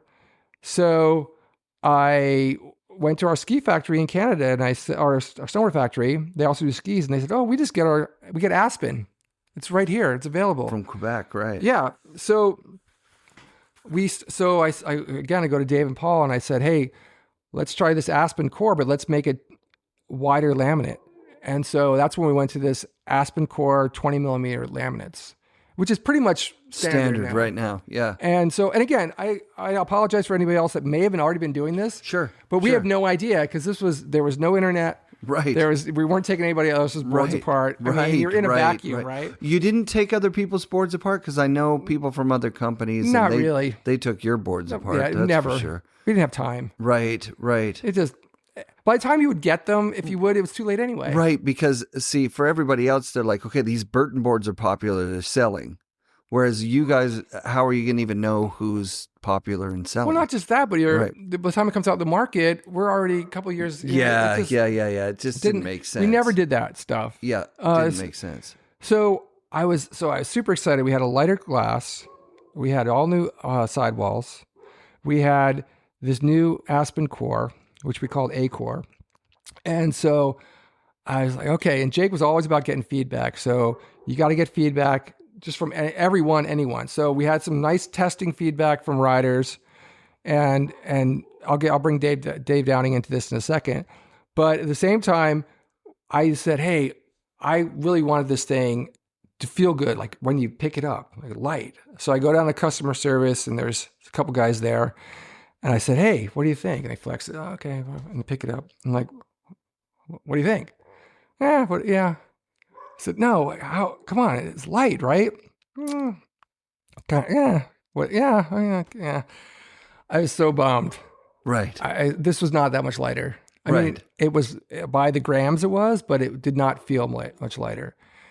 So I came to that conclusion. It has to be a pound lighter for someone to pick it up and go, holy shit. Sure. So meanwhile, we're testing. So we have this new board line, and Dave Downing had been hounding me and Joe Curtis about, hey, they were riding airs. I want a better air. I want an air that's, got centered base and whatever. And we always listened. And I'm sorry to say, Dave, we were already working on it, but you can't tell them that. You don't go, oh, well, we're already working on that. Right. You just go, oh, yeah, okay, Dave. Yep. Thanks. Great feedback. And thank you. And at the same time, we would never give them a board that was not internally tested first. We don't want our team riders to be on something that's going to blow up. Totally. Or whatever. So we kind of get it to a certain point, let's say 90%, where then we bring them in. And Dave and Joe were instrumental, especially Dave, on really getting the last 10%, getting that, we gave him a whole bunch of different core profiles and whatever, and he made that board the last 10% perfect. So we knew we had this great board, but I still going, man, this thing isn't not light enough. So I go to Dave Dodge. I said, what else can we do? And he goes, well, you can always put balsa in it. I said, balsa, like airplanes? Yeah. I said, that's way too soft. And he said, well, not if you get the right density. So there was no internet back then. So I go back to the factory, and they give me the Thomas register. You know what that is? No. So how you got stuff made back then was there's this thing called the Thomas register. It's like a telephone book, super thick. And you would open it up and you'd start looking for whatever, fiberglass, ABS, whatever. Everyone would pay a little bit of money to get into this Thomas register. So I start looking up balsa, Yeah. Find a supplier, call them up. Hey, can you do balsa in this density? Oh yeah, we do balsa for the Corvette. They have it on the floorboard or whatever. I Sure, said, all right, sure. whatever. They come out to see us, and we can, make sure it's this density, whatever. So I'm like, oh my God, all right, great. It's getting late now. This is like October. We're going to be launching at the trade shows in February. So we get these things in, and again, thanks to the great people behind the scenes, the lab guys, whatever, and the guys that are, Sean Johnson makes all the prototypes. He still does it. Craig's made us these quick prototypes, got them all tested as far as pull out and whatever, and they were super light. They were super, super light. And gave him the JG, sent him down to New Zealand, super quick, quiet, ridden. People love him. I don't even think Dave Downing, I'm not even sure if he rode those because it was in between. It was like probably October time period or whatever. And so we had all this, and so this line came together out of just a very short time period. We had all new materials. we had shapes that we knew worked from the year before, but it had a rounded tail. And we didn't know exactly what we had, but we had something. And so it was like, oh shit, okay, now it's time to go. I don't know if you've heard of these meetings where we go to this meeting, a kickoff meeting for the end of the season. And basically you have to go in front of Jake and the sales guys and the marketing guys and go, okay, here's the product line. Like the rider round table? Not thing? the rider, Or we were not having round tables. other thing. Yeah. Not the round table at the time. Yeah. What we were having at that time was, this is the last final say. This is it. This is like, Yes. if something needs to be changed, this is the last possible time that we can do it. So we're going through the product line, and then I finally explained to these guys, I said, hey, we're going to have 3 different cores. We're going to have our standard core, fly core, which is Aspen, and super fly core, which is the AB8, that balsa strips, 8 strips of balsa. And then we're going to have different bases. So we have tiers of product. Sick. And everyone's like, oh my God, that great, because we had nothing before. Right. Nothing. Right. And so, well, okay. And then we bring in the board graphics, and I was calling it the high airs, right? Still calling it the high air. Yeah. It was just a line list. So George Mensch from JDK walks in with this board graphic. It was the butterfly graphic, not quite the one that got finished. And it said custom air. That's what it said on it. Oh. And I go to George, and I'm the product manager. I go to George. I said, George, what's that? He goes, I don't know. I just thought of it. And so show it around. And then Andy Latz looks at it. Andy was still with the company at the time. And Andy goes, what about just custom? Drop the air. And that was it. Okay. Yeah. So like that's amazing. Amazing. It's like, that's it. It was it. And we're done. And like, so we had this new board, it's called custom. And then we're going, holy shit. Okay. We got all this new shit in it. JG says it's great. The riders like it. You know, Dave Downing was behind it. And so was Joe Curtis. He filmed all year on it, right? Well, yeah, but this was early. This was the year before. The year before the year before. So we had to quick go, oh shit, the graphics were the old Air graphics. Right. We can't have those. So right. we quick get some new graphics made. Only had bases, had a quick photo shoot like in Colorado, whatever. Only bases, so everything has to be just shot perfectly. And just squeaked it in. I mean, literally just squeaked it in to the catalog, just squeaked it into everything. And that's it. The rest is history. I mean, it's... What a change, too. Like all those things you just described. From one... The same board you could get, depending on where you were in the world, you might get a Canadian version that kicked ass. You might get a rim board that is... I've described it on the show before, but... It's literally like, it looks like when you cut cardboard, there's like the wavy stuff that's inside cardboard.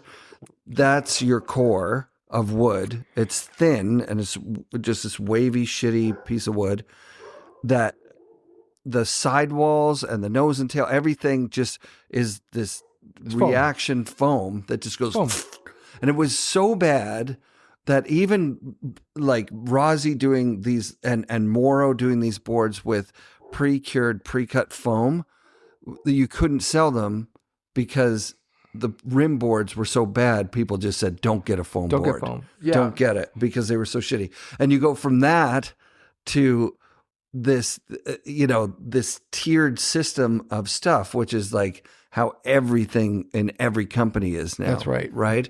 Yeah. It all of a sudden made a lot of sense. I remember there was a custom binding too, right? Like that I had custom bindings. That was the year after, but that's the success of the custom board. That's what it was. Is like, well, why don't we just call the binding a custom? That's exactly right. I'm not sure. I'm not happy that the product manager did that because that was not. But whatever. It made sense. It made sense to a consumer. I was it like, did. It's a high end stuff now. See, that's the thing is that the custom became such a well-known board because, like you're saying, it's doing the numbers, right? Yeah. Maybe you're a rippy guy, you get a rippy board. Maybe you're a brush guy, whatever.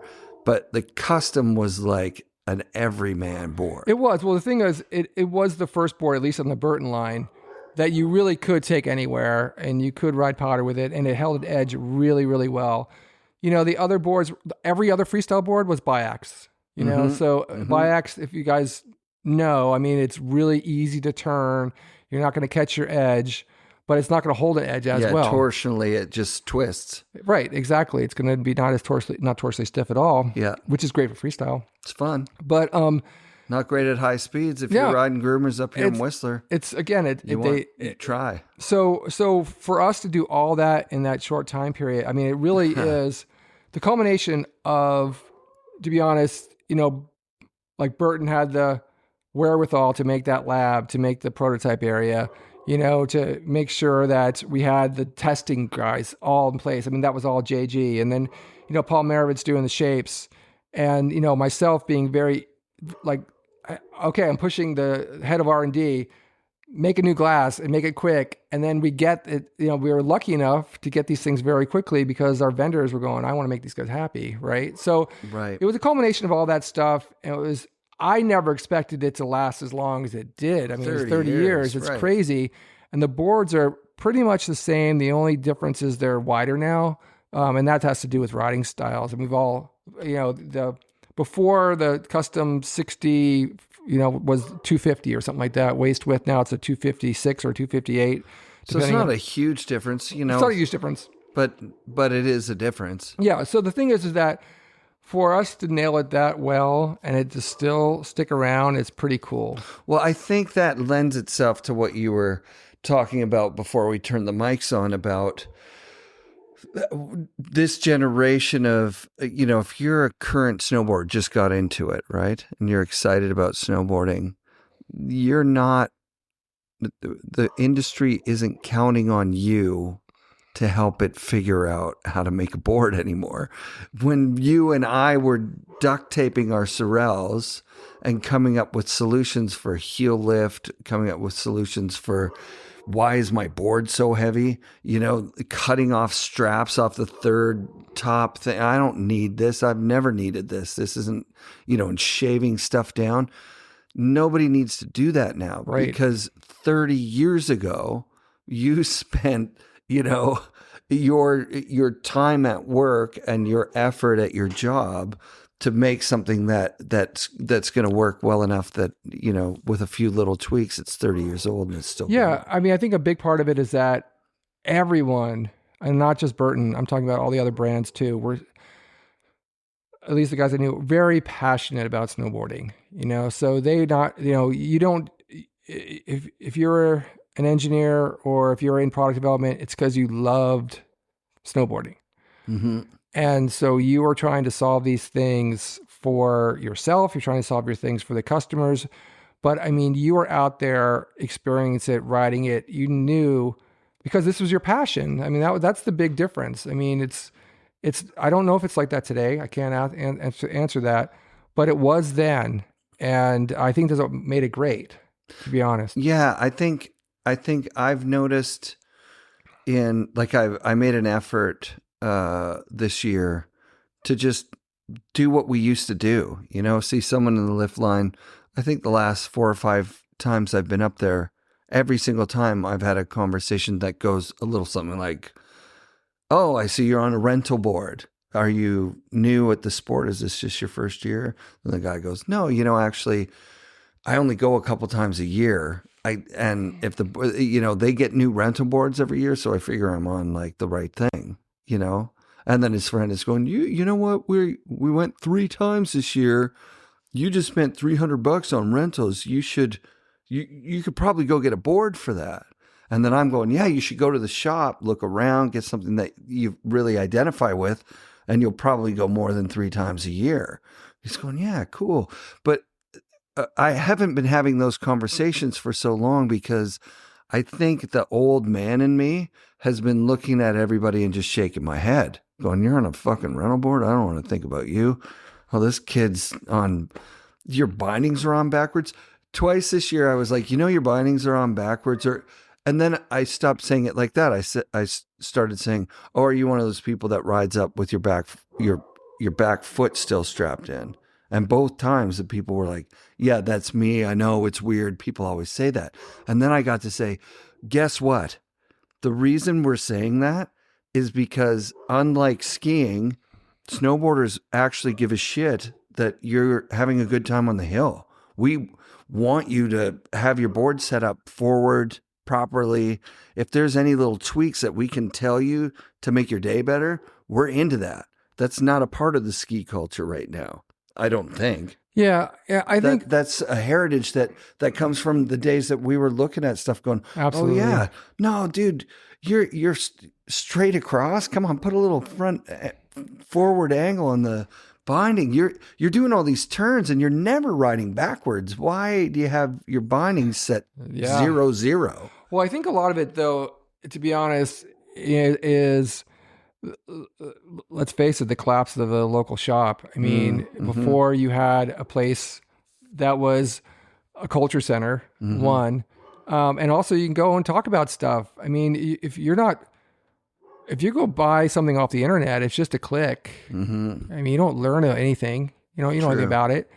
I mean, and so you got a pair of bindings and you screw them on and, okay, whatever. Or someone screws them on for you and you never even think about it. Yeah. So, I mean, that's part of the culture stuff that I think sad that we've kind of lost that, a big part of it. And then secondarily is, I've been recently, now that I'm semi-retired, I've been riding a lot more, and I'd like to talk to people about stuff. And then I ask them, hey, what do why are you riding that board or whatever? You like it, blah, blah, blah. And then, I might say something like, Craig Kelly used to ride similar, with the larger nose, and they don't know who Craig Kelly is, and they don't know who Terje is. And I don't blame people, but I kind of do blame our sport in a way. Yeah. And it's kind of a bummer because, I have these kids that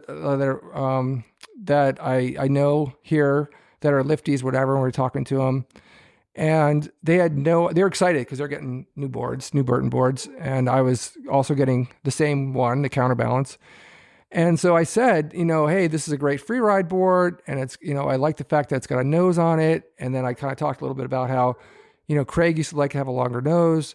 And they had no idea who Craig was, right? And I look back and I go, what are we doing wrong that we're not celebrating the pioneers of our sport or the ones that really changed our sport? And I go, okay, I ask any football fan, hey, do you know who Joe Montana is? They're going to know, right? You ask any basketball fan, do you know who Michael Jordan is? Of course. But we in snowboarding have walked away from our icons that helped grow the sport. Yeah. And the thing is that I kind of blame a little bit of the throwaway culture of snowboarding, of this, gotta always be young, everything, the new, it's always the newest, always the greatest, whatever, without continuing to celebrate our past. I mean, if you watch any NBA game or whatever, you're going to see, if the Lakers play the Celtics, they're going to have images of Magic Johnson and Larry Bird. Sure. I mean, and they know because that changed the sport back then, and they're going to celebrate that. And we just don't do that. I mean, we don't talk about Terje. We don't talk about a lot of others out there. I mean, I don't want to go through the whole list, but there's, as you guys know who they are. Yeah. And it's a real bummer. The Baker Bank Slalom celebrates our heroes for sure. But I think the mechanism was the throwaway culture, that we're always looking for the next thing. It wasn't cool to have those clip buckles after the ratchet came out. That's it. And Craig was unfortunately in the thick of that throwaway. I think at that time, no pros ever made it to 30. Like, people just cut themselves out of the game. I'm going to be turning 30 next year. Like, I'm going to have to go do something else. Well, I don't know if it's that or the fact that the snowboard companies wanted to get the latest and greatest, where it's like, there's an 18 or 20-year-old that can spin 6 more times or whatever. And we fell for it. That was the thing, was that, like, it would be difficult for me to fall for it today. Like, watching a 2340 or whatever, I'm like, that just doesn't get me going. I don't think it gets, I don't know. I don't want to, of course they're great athletes, but they're great athletes. It's not snowboarding to me. Right. But, and that happens in every sport, right? Like, I've heard that some of the core lords of surfing are like, aerials aren't surfing. Okay, it's fine. Like, we're not those guys, but maybe we are. But I think that there is something magic that is lost in the sport going the direction it went. Well, I think overall, the fact of the matter is that we can't turn back the clock. Right. But I think we need to be celebrating. We are the first generation of snowboarders. Like, we created the sport, all of us together, and we should be looking back more. It shouldn't always be, oh, this is the latest, this is the greatest, this is the newest kid, this is the newest kid, this is the newest kids. It's like, don't forget about these other guys. And then you talk about, well, you know what? They didn't do this and that, but they also had a lot of style, and people thought that was pretty cool. And they broke down so many barriers. So, I'm not trying to tell Burton or others how to market, but I think it is pretty important to not forget about those roots and celebrate those roots. And I also think that in some ways that's maybe why some older snowboarders have kind of got turned off. Oh, it's definitely why. I would agree with you there. I don't know that there's a solution. I think what you just said is very succinct. Like, we took that path, and that's the path we're on. If we could turn back time and maybe listen to Terje and the Olympic thing a little bit better, instead of making it a soundbite about like, oh, he didn't go and he probably would have won. Like, no, he didn't go for a really important reason. Not just for the human rights violations of the Olympic Committee, but because snowboarding was in the hands of small homegrown snowboard federations that were clubs that were run by passionate snowboarders that had a mandate at their events that 30% of the course direction was coming from the riders. Now it's 0%. Right. Zero. Right. There's no rider consensus on how do we want to make this course? How do we want to change this course? It's just, here's the Olympics. We're going to pay the best designer or whatever. We're going to work with this hill. We're going to make a lot of money, essentially, is what's going to happen. We're going to have a lot of eyeballs on this. And the focus doesn't seem to be so, I don't know. I'm talking out my ass now because I don't watch the Olympics. But I can tell you that kind of inclusion of the people who are actually doing the sport, instead of some psychopath building some giant thing that the riders had no input in. Right. I don't know. We can't go back though. Well, I mean, hopefully like things like natural selection and whatever, can help bridge the gap a little bit, because it is more like snowboarding. Dude, did you see the post from today? No, I did not. Terje is in natural selection. Oh, wow. So there's, I don't know if it's one of those, the preliminary kind of elimination round. It just is rad to see. He's like, so they don't show him snowboarding, but they show him that'd like be cool. I'm with sure the he still vest rips, on and dropping in against some young cat. Yeah. So, like, I mean, and maybe there are some ways through that, but I don't want to sound like an old man yelling at a cloud, but my personal thing is I like to reach out to riders, in line and ask them about their boards and their setups and say, hey, why do you like that board? And it's great to get interaction with riders again, like we used to do. And, it starts with each individual, I think. Yeah. So, and I think it's appreciated. Once you get on a chairlift, you got some snowboarders, you start talking a little bit. Hey, what have you been riding? Where are you riding? How's that board? Why do you like that? How's it working powder? How's it working in ice today or whatever? And that's how it used to be. And I think you can start, if it starts with small individuals, maybe we can get a little more together again. It'd be nice. But I enjoy it. I think they enjoy it. Yeah. And then overall for me, working in the industry for such a long time, I took a big, I kind of walked away from it, did other things. And now coming back, I've got the time. I want to snowboard more. I'm snowboarding more than ever. 6 days a week I'm riding, Damn. So I'm trying to get 1 million vertical feet this year. So, I want to be able to, I guess, spread the word a little bit, it's still a cool thing. Like when you're trying to throw an event on a mountain and then you talk with marketing and it's an event planning thing and people have these meetings, an event is different than a gathering. A gathering is something that's kind of outside. It's that hack that we were using back in the 90s. It's we're not getting permission. We're doing what we want to do, because as soon as you get permission, now you've got someone on your committee that's on behalf of the mountain, and we can't shoot, we can't open this up because blah, blah, blah, and liability over here. And no, we need it this way, and we can't do it on that slope. And the gathering is the key. And, some of the first gatherings were, the ride on Jake days. Those were nice. Yeah.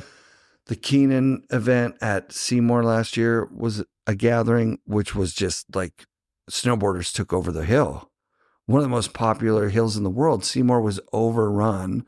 The parking lot was a giant celebration of life, and nobody sued anybody. And if someone got hurt, they got medical attention. They're okay. And like taking it back, like we kind of gave up a lot when we gave snowboard competition. The ultimate competition is now going to be the Olympics. Like there's no world champions anymore. Yeah. It's so we can take it back, and it starts with events, with gatherings, and it starts with what you're saying. Yeah. Like being curious in the lift line again. And just, why are people here? What are you doing here? Just talking to people again. I mean, I think it's a big deal because that's how we started riding, and we all loved it. That was a big part of it. So yeah, it would be such a shame to start now and not have that. I will say, Jake was always very talkative with people, when because he was very approachable, even though it was Jake Burton, Yeah. And so he helped obviously spread that warmth, I think, because he was not I'm not going to speak for, any other owners, Tom Sims or whatever. I didn't know him very well, but I knew Jake really well, and Jake was always cool to everybody. And I think that was, and he would always, like you hear about the stories about him being into product. He was really into snowboarders and snowboarding. Right. That's what it was. That's super sick. So, I owe a lot to Burton because, they, that sink or swim mentality was really about giving a lot on your plate that you really learn quickly, and so you got a lot of responsibility, and people grew and learned a lot about business, learned a lot about working with people, learned a lot about working internationally. So that was awesome. And, so many people came out of Burton and started their own companies and have done really well with it. The entrepreneurialism that Jake had and Donna, has been, if you could do the tree off of Burton, it's probably amazing. Yeah, you do. You, especially in your timeline there, like, because when did Brush leave for Ride? 97 or 98? Probably 97.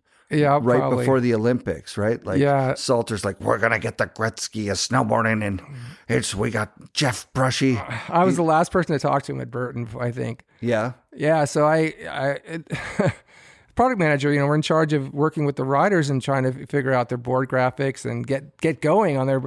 And he was just, again, back then, no one had cell phones, whatever. And he was just dogging me. I couldn't get a hold of him. Yeah. So finally, I got a hold of him. I'm like, Jeff, we got to work on your board this year. And he said, I'm done.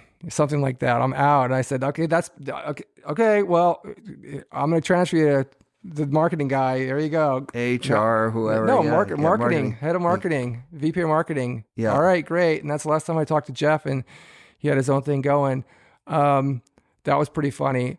But I'm talking about more of also, you had Andy Latz, he started Nixon. You had, Paul Maravitz and Josh Reed, they started Rome.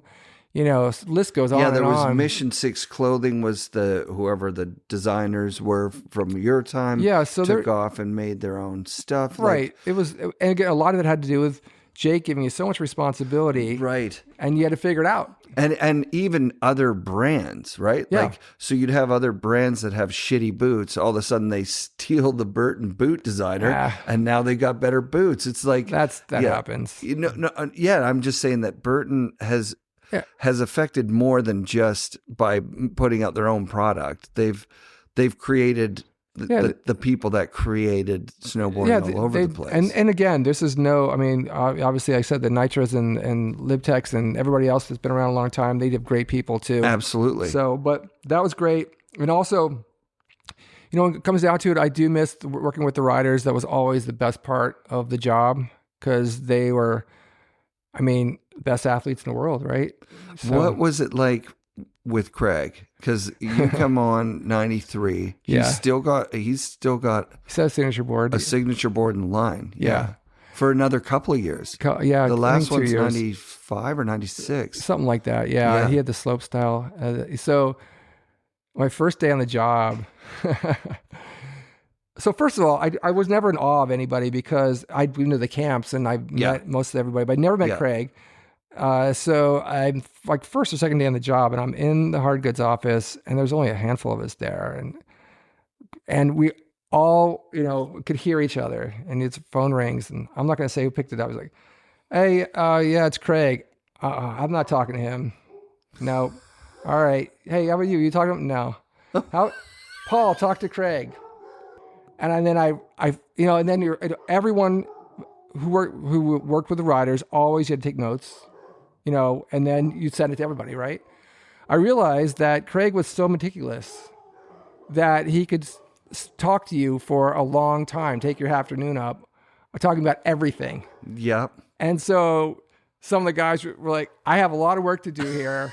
And I know Craig is great and all, but if you could please talk to him because he will talk to you forever on product. Sick. And so that's how he was. He was about everything like that. And I thought it was so funny to me because like first day they're giving me Craig Kelly. And then afterward I realized, yes, because he'll talk, to my minutest details on stuff. And then he would ask to be, okay, will you transfer me to soft goods? Because now I got, I want to talk about someone about zipper pulls. The zipper pull or whatever. I found a jacket that has a zipper pull that I think we should be using or something. Yes, exactly. Yeah, I had one conversation with Craig Kelly on the chairlift at Mount Baker, and I just asked him about his board. And he went through the specs with me, and I was like, "Oh, that's cool." He told me the waist width, the offset towards the tail, the reason that he changed the shape on the tail.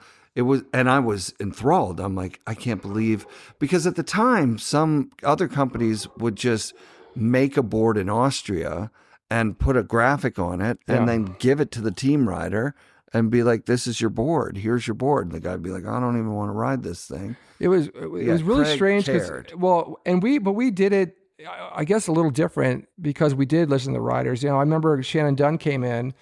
So Shannon was riding for Sims, and she had the Sunflower board, which was world famous. Did really well. Great board. And it was a twin. Yep. And so when she came over to Burton, the minute she signed her contract, Eric Koch brought her in to myself and JG, and she said, and we were late in the product cycle, and he goes, these guys are going to make a board for you. And so we walk in and we take her into the lab, and we start talking to her.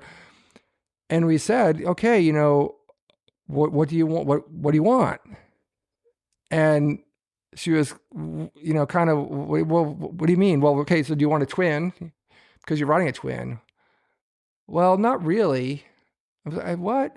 So, well, it was kind of, I'm not going to say this is exactly what happened, but we kind of got the conclusion of they gave her the board, and you make a great graphic on it, and we think it'll fit you. But she was no, I want to ride everything. I want a directional board and then she didn't really. We kind of talked her through the whole process because we assumed that she had already been through it a little bit with Sims. Totally, but she wasn't. She hadn't. Yeah. But she was so awesome to work with, and she was so open to everything, and she was fantastic. I loved working with her, but it was an eye opener to us because we thought, oh, everyone. Probably does it like us. Yeah, she really was like the Terje of women's snowboarding at the time. Like she was hard to beat. She was awesome, just a great person and great rider. And, yeah. When I talked with her, I remember her talking about like just the same thing that so many guys have talked about too, like the competition day in the half pipe, like they cut like an awesome pipe. So they love riding half pipe so much that they miss the award ceremony where they win. They don't care because this pipe's going to get destroyed tomorrow. This is the only time that they're going to get to ride this thing. That's a different day, of course. Totally different time. Yeah. Yeah. And she talked about like driving for hours just to go, oh, we heard they cut the pipe at so-and-so, and just to go and ride. She was obsessed. Which is sick. And she was one of my favorite riders to work with. Her Victoria Jalouse as well. Sick. She was an amazing rider, and we worked with her signature model. And Nicole Engerath, she's not talked about often, right? But I like to bring her up because she should have got a signature model. Totally. If she was from North America, she would have. Yeah. But just one of those things from Switzerland. But great rider, great individual, love her to death. And then on the guy's side, loved working with Terje. I mean, greatest rider in the world. I mean, there's nothing else to say about that. And then, but some other guys that you don't hear about too often is Johan. Oh, guy was rips and just such a good dude. And he's a really good guy. Just and great rider. And then I brought it up earlier, but no one really talks about it. But Keith Wallace was an amazing rider.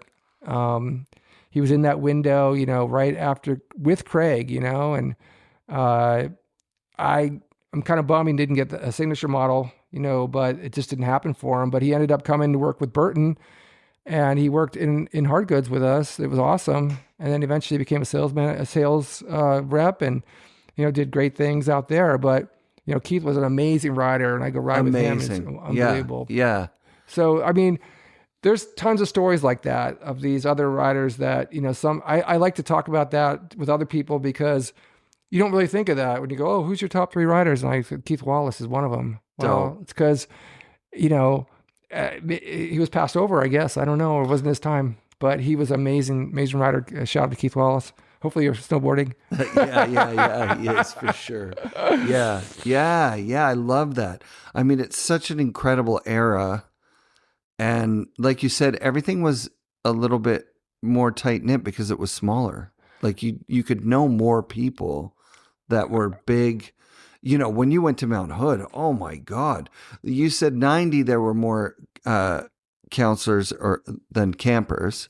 Or guest pros, right? Because a guest pro was basically... Well, there's only 5 campers in 90. Right. But even in 91... Oh, there's so many riders, like when I think about sitting in the food hall, all those Euros were there. Yes. And that was the year that... Bertrand and Camille just Red Olam killed it. Yeah, Rachel was there. Yeah. And he had a couple of good years after that too, but there was just so much of the industry would descend on Mount Hood. Well, also what's interesting is that, here I am, a camper, quote unquote, with Jason Ford in 1990. And then a couple years later, I'm at the show and I'm at Burton, but he's at ride at the time. But it was just everyone, it was just such a small world, which was super cool back then, But, just going back to it is that those days for me, it kind of, when I walked away, I didn't really think about it that much. When did you leave? 2000, beginning of 2000. And I from there I went to Nike skateboarding. I started at Xavier skateboarding, which was from 2000 to 2004. And then from there I just went into Nike at Universe kind of thing. And now I own a dog products company. You can probably hear my dogs barking, but with my wife, Cycle Dog, and we've been doing that for 17 years.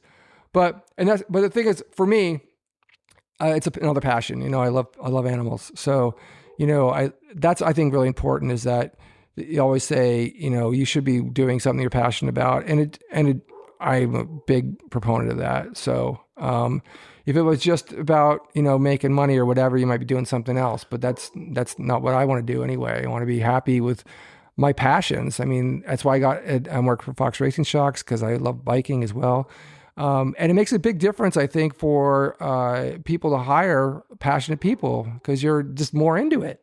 Totally. That's all there is to it. Yeah, that's all there is to I it. will say this is I'm going to be the old man here, but the best employees we ever had are guys that just hounded us in every place. I had these guys calling till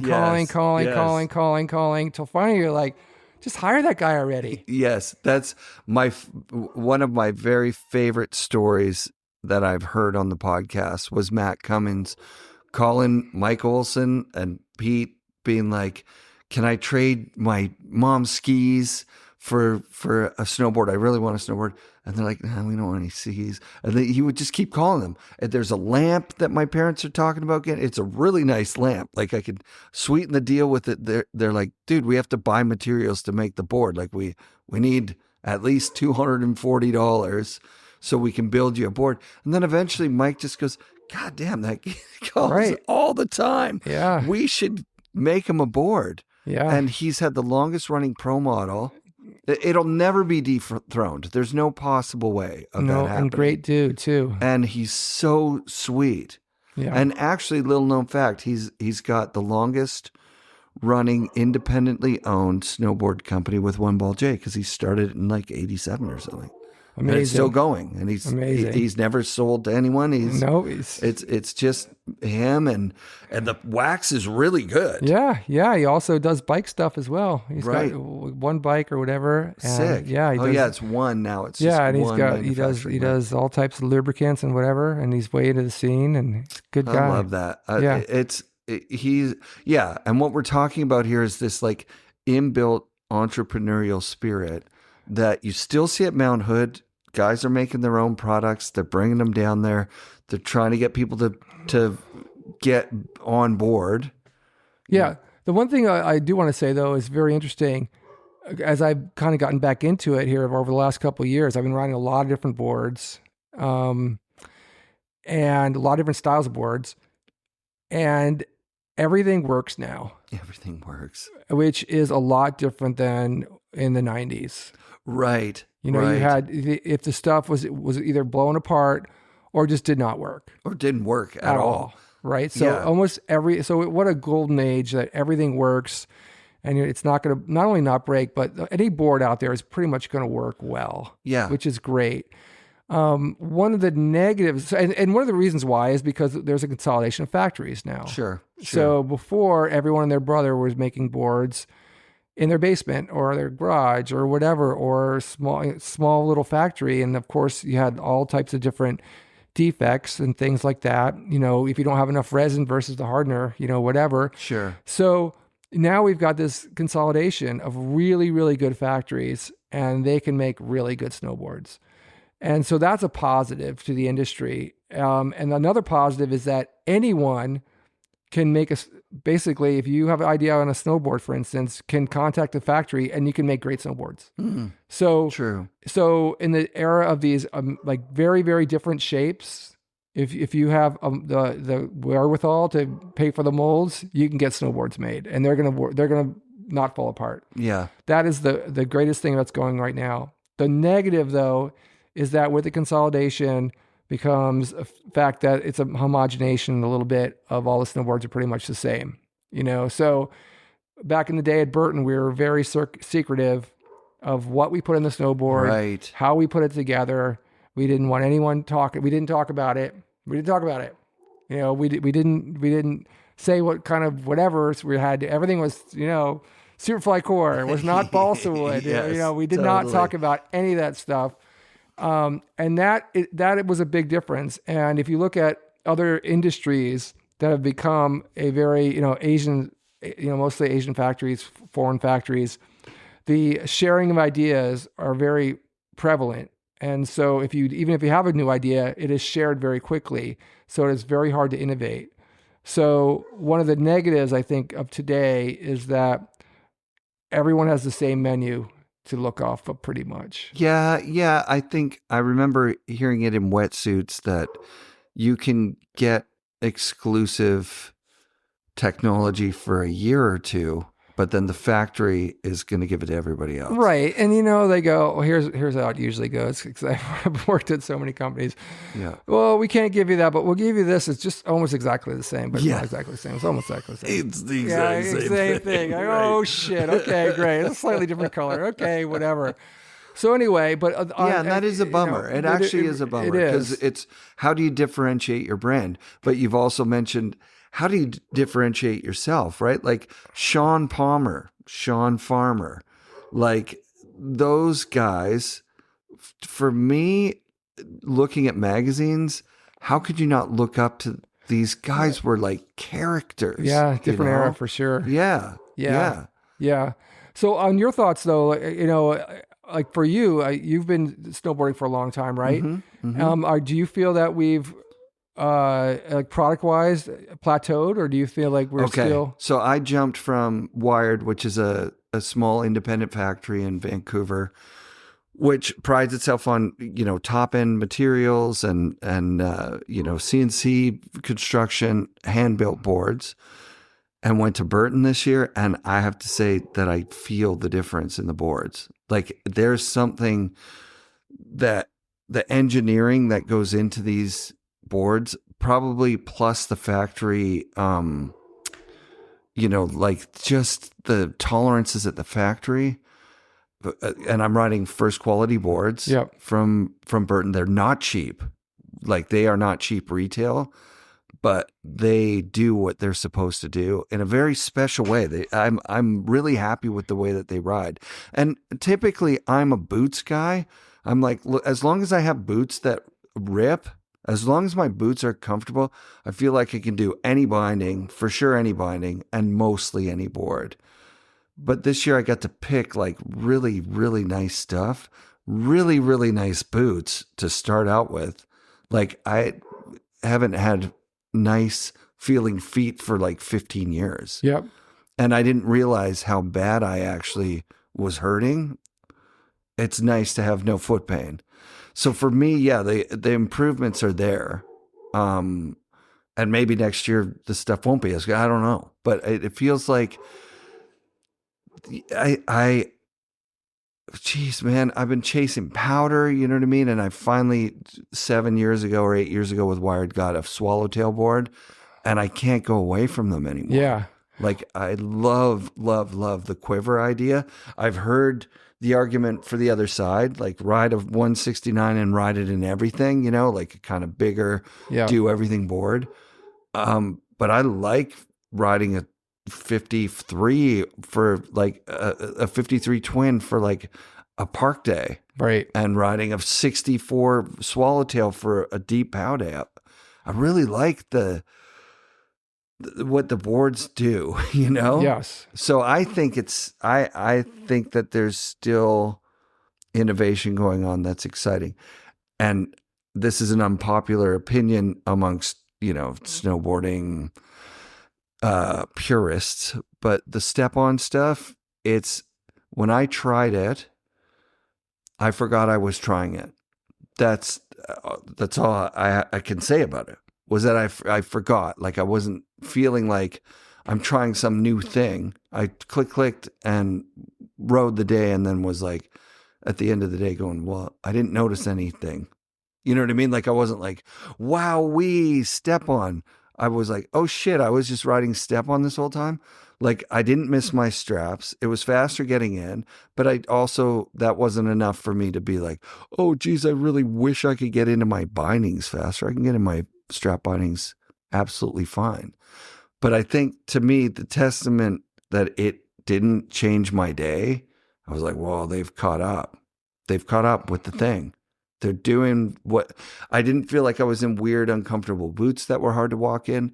Like I just felt like I was in my boots, but they clicked to the board differently. Cool. Which was rad. That's awesome. Like my thoughts are that I love the differentiation of the boards to a certain extent. And I think that the specialty boards are awesome, and whatever your specialties are. And so, having 3-4 boards, if you could, and there's ways to get 3 or 4 boards, whether it be used or whatever. I mean, Right. you know how it goes. I need to say that Yes, here is that I was riding with Ben Bullock the other day, and he was riding, I don't know how old the board was, but it's an older board. And he made the point of saying, like, I don't need any more boards. Like, I don't have to ride a next year's. Right. It's cooler for me. He didn't say cooler, but it appears cooler to him to be like a realist about, like, what do I need from a board? Right. So I'm right there with you that having the specialty powder board is awesome. And, I love it. And other things. So I think that has been a great positive snowboarding.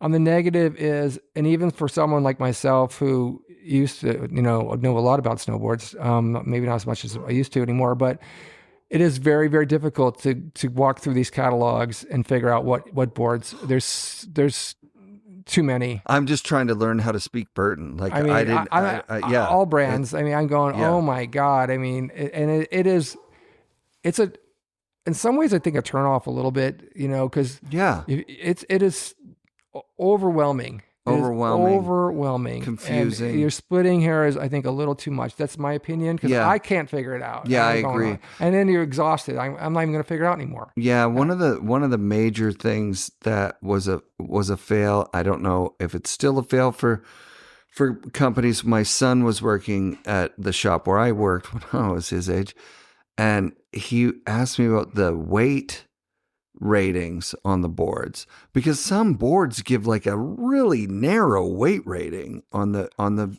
cheat code, and I'm like, oh my God, no, the guy's not going to break it if he's 185 pounds and it says up to 180. Well, first of all, the product manager is the guy that builds those things, and I used to laugh before I was a product manager. I'd go, how do they figure this out? And then the next year I had to do it myself. Yeah, but well, how do you figure it out? Honestly, at Burton, we kept them quite wide. The ranges were quite wide. That's what you got to do. I mean, because it'll accommodate. Right.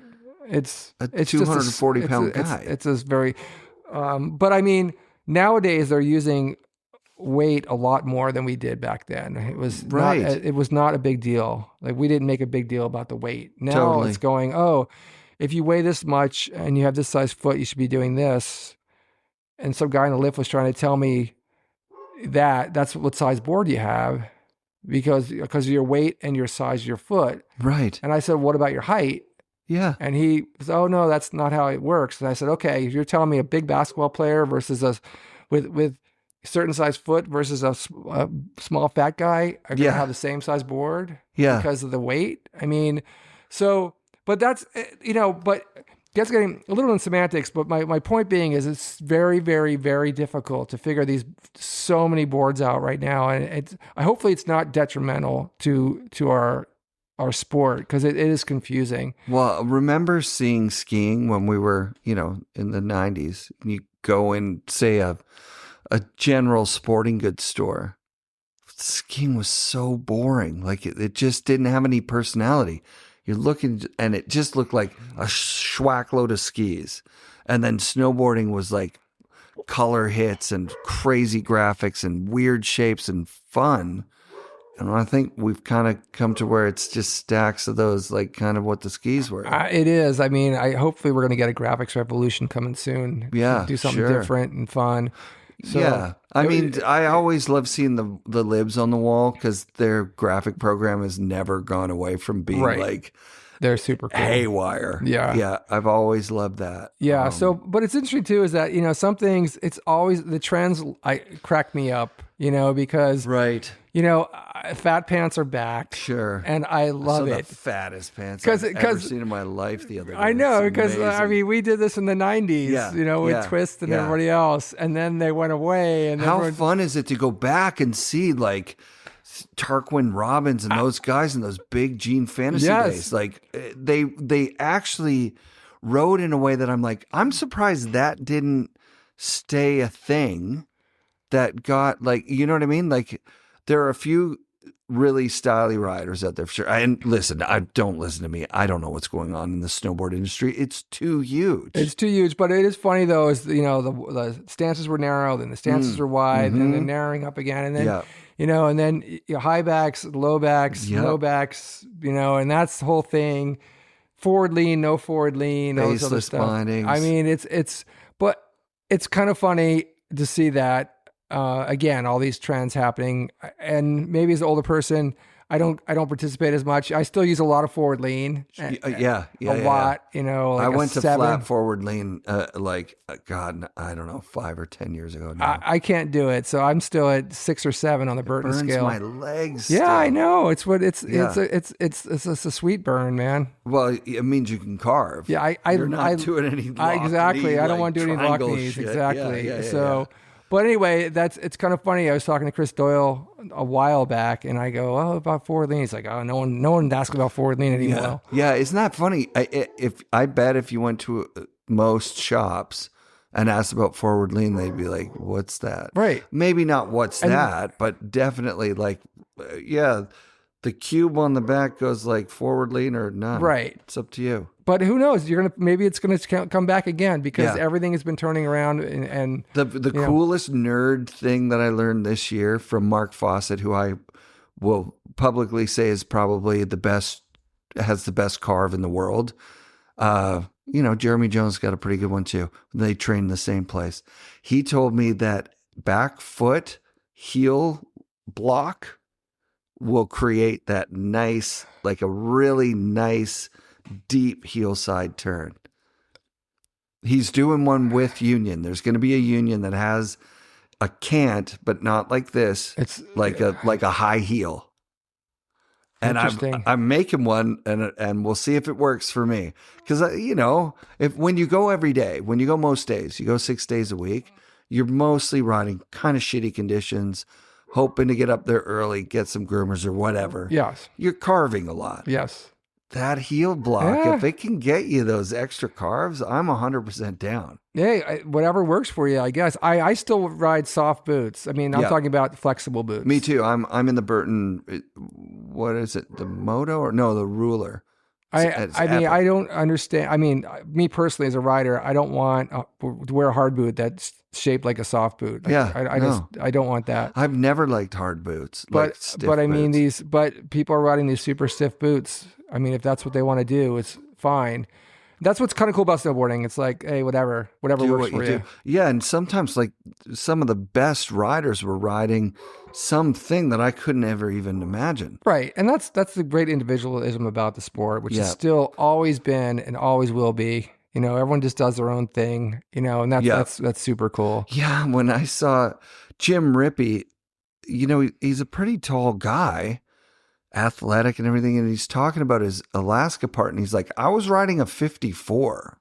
I'm like, jeez, you were riding a 54 in Alaska, like a tiny little board. Was he? He wasn't riding his board? He was riding a 54 of his board. It came in a 54 and a 57 or something. I thought it was a 56. Maybe I'm wrong. You know what? Yeah, whatever. I'll have to go back. But even if it is a 56, it's only that much longer than a 54. It's basically a twin, actually. It's very close to a twin. Yeah. Directional twin. But, hey, whatever. Rippey was a fucking strong rider. He's exactly embodies what you were just talking about.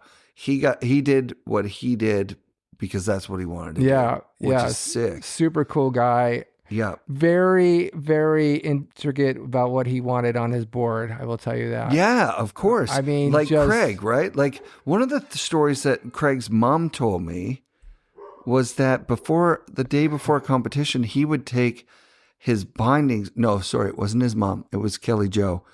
He would take his bindings apart every bolt and check, the Loctite, make sure everything went back together every day before he would go to competition, the night before, meticulously. Well, Jim was a little different on just exactly what he wanted on his board. And if you've seen his boards, they are beautiful. They're gorgeous. But I'll turn the Wayback Machine here. This was before the internet. This was before anyone had cell phones. This was before anyone had email, pretty much. And you're trying to work with riders and trying to get stuff done. on their schedule, on our schedule. So for instance, Jim is traveling the world and he says, oh yeah, I want a gold flake and I want a red, but it has to be a certain red. He told this story on the show. Yes. And I want to clarify this one too for him. Yeah. And because he was talking to me. I love this. And so he's like, but it has to be a certain red. It has to be a special, like when there's a certain color and so I go, so when you're doing top lacquers is what we were doing back then. So why Burton boards looked so beautiful back then was because we did top printing and not everybody was doing top printing. And we did it afterwards. So you make the whole board and you print it. And then you put a clear coat over it. And then, of course, you sand all that stuff. And, to me, I was always saying is that we're making sports cars. Yeah. We want these things to look beautiful. We don't want any glass bumps at all. No, you can't see any glass. So anyway, though, when you do lacquer, which is a curtain coat, you're putting the board through a curtain coat machine, the minimum order size is hundreds of gallons. You can't just order especially like a little thing of curtain coat paint. Okay. It's just not possible, especially metallic. Yeah. And just to get the curtain coat running, you need tens of gallons just to get the thing to flow, right? So you're trying to make, Jim Rippey's like, yeah, okay, the gold, that's fine because we did the gold from last year, but this red has to be a certain style. And so I go to and the factory's going, we can't, first of all, I don't even know what you're talking about here, but okay. But the minimum order size, we have to order this. And we're going to have to order enough for probably 2,000 boards. Yep. And so I said, well, what can you do? Well, we can print it on, screen print it on, and then we can put metallic afterward. And you can send it to him and see if he likes it, because that's as close as we can get. So of course that's what we do. And then Jim gets all upset because it's, of course, not what pink, he wanted. It's lighter than so the red. It came out like a pink. Right. And I try to explain it to him. And the story he put in your podcast is, oh, and 2,000 were made. Well, no, they weren't, Jim, because we would see them being sold right now. They were never made. Yeah. Sorry, Jim, sorry. But we ended up doing the colorways that we knew we had dialed with him. Yep. And it was just not possible to get some of this stuff done in the amount of time. It just was not totally possible. Makes sense. And Jim was so funny though. He was always very specific, like, okay, make the girl look like this on the moon, it has to be more voluptuous or whatever. Okay, great. Oh my God. I ended up writing down these notes, to send the graphic guy, whatever, more voluptuous, whatever. All right, Jim, but it was hilarious. And this was the kind of funny stuff that it was back then. I talked a little bit about Windell's, but it was almost like that at Burton, where you're trying to I got to get a hold of Craig. Where is he? I don't know. You call the marketing guy. I don't know. We haven't talked to him in a month because he's out wherever. Craig, we got to get your graphic done, and then you'd finally get a hold of him, and you try to do as much as you can, either over the phone or whatever. Send a fax. He's like drawing little stuff, things. Right? Yeah, make this thing, whatever. We did that late '68 for him. I don't know if you remember that. I love that one. And so it was just super quick because that was before the supermodel. That was his board. Yep. But these things were so difficult back then because it wasn't just you couldn't pick up the phone, you couldn't text anybody. It was always hilarious. You're chasing people down. Victoria, she had this board with the Freedom. Yeah. And it had this bird on it. I don't know if you remember that. It was beautiful. Yeah. And I'm chasing her down at Mount Hood, and she had the original. She's showing it to me. I'm like, okay, let me take this. Get this bag and FedEx it quick to JDK so I can get this on a board. It was crazy stuff back then. So crazy. I mean, but it worked. We did it. Okay, so you were there for this story, the inception of Burton 7. I mean, there are other guys. There's that story has been replicated beforehand of other riders that were about to get signature boards. Mm-hmm. And we would come talk to them, okay, hey, what do you want to do? Well, what have you been riding? Where are you riding? What length have you been riding? What do you like about that board? And then all of a sudden you hear, well, he's not getting bored. Yeah. And we never asked. We didn't want to know. Right. It's we're not getting involved with money. We're not getting involved with that. Right. Marketing made their decisions for one reason or another. and we're not going to say a word. And so I was always very team oriented about that stuff. So JB, he was an amazing dude. So first of all, he was one of the first riders on Step In. And the reason he rode that binding is because he knew if he rides that board, he'll get a lot of coverage. The binding, a lot of coverage. Yeah. He also rode a supermodel for that same reason. And a lot of those things, I think I listened to Jason Ford before, and your podcast said, they said, don't ride Craig's board anymore. Ride this. Yeah. And the ASIM, I think. Yeah, the ASIM. And when I was in my day, I don't know if that was actually happening, but it was what more was happening was you won't get photos of Craig if you ride that board because we have so many of Craig, right? But if you're riding another board that needs support, you will get more coverage. It's a smart move. So that's what I was kind of felt was happening for sure. Totally. So, so I know for fact, so Jason was riding the supermodel and riding it in the park, which is not an intention. Right. But he said, no one's riding this board. And it's an awesome board. So if I ride it, I'm going to get a lot of coverage on it. And the same with the Step In. And he was a real big part of helping develop that product because he rode it a lot, right? Yeah. So he was the one that also was pushing on analog, which was clothing. Yeah. Because, our clothing was getting a little stale and we really wanted to have more fun. He wanted to have more fun, and he's a fun dude, right? He's all totally. He's I'd say he's a wild card when it comes to many things. Oh, totally. So he had a lot of different ideas, and that was really cool. And we brought Trent and Troy Bush in at that time to help us with design. For you, do you remember if they brought the name? Trent's claimed that he brought the name. Yeah. I was actually working with them at that time, and I just happened to be with those two guys when they were, and maybe one or two other Burton guys. I don't know who came up with the name, but it could have easily been those guys. Yeah. It could have also easily been Jason Brown. I don't know. Yeah. I mean, but that was a great project. 7 was kind of the next stage of that. Okay, we're going to go hard goods with it.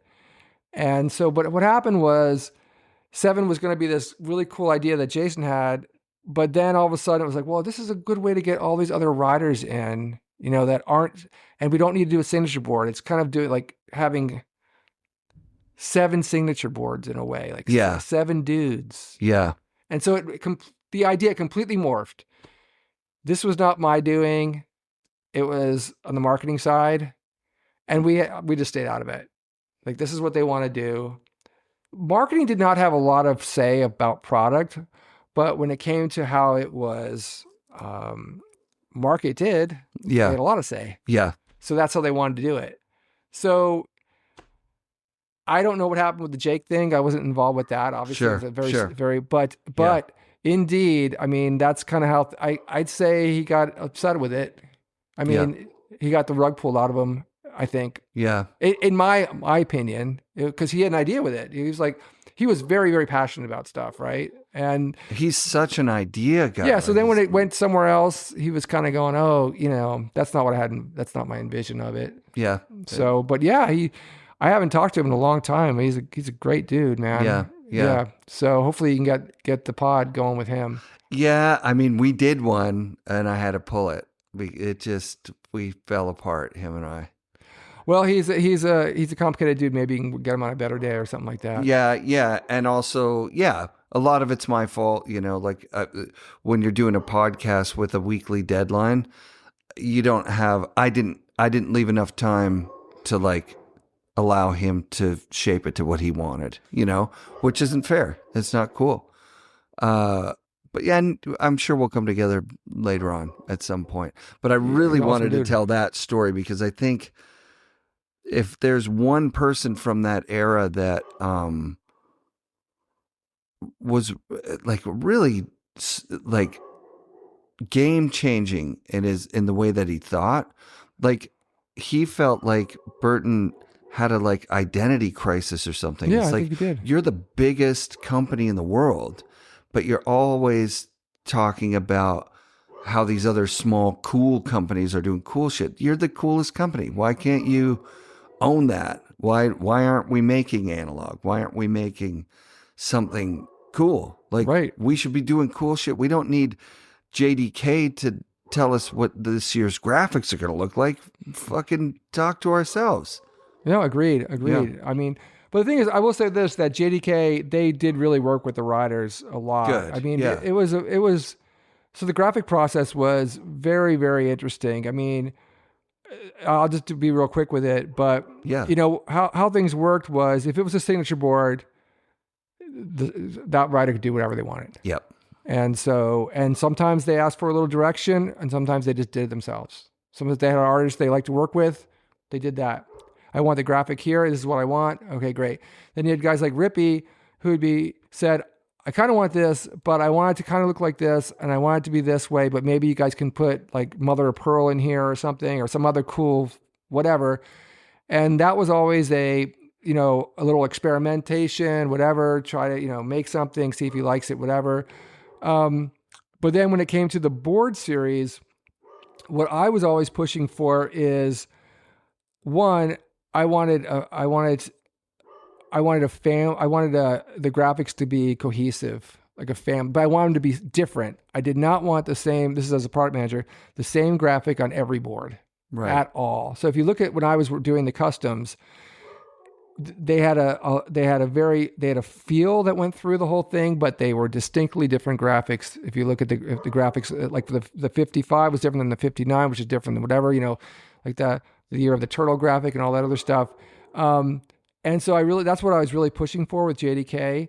And JDK would always say, okay, great. Well, here's our family concept, or here's an idea. So for instance, that board I showed you earlier, that was from this whole kind of retro thing of we're going to do, rip-offs of these, 70s movie posters slash TV shows. So we had Shaft we had, that was Bonanza kind of thing and all these others. And so like that was and they were very good at taking that and going, and that was their idea. So I said, hey, we got to do a family thing. And then that's how I want it. And that's how they did it.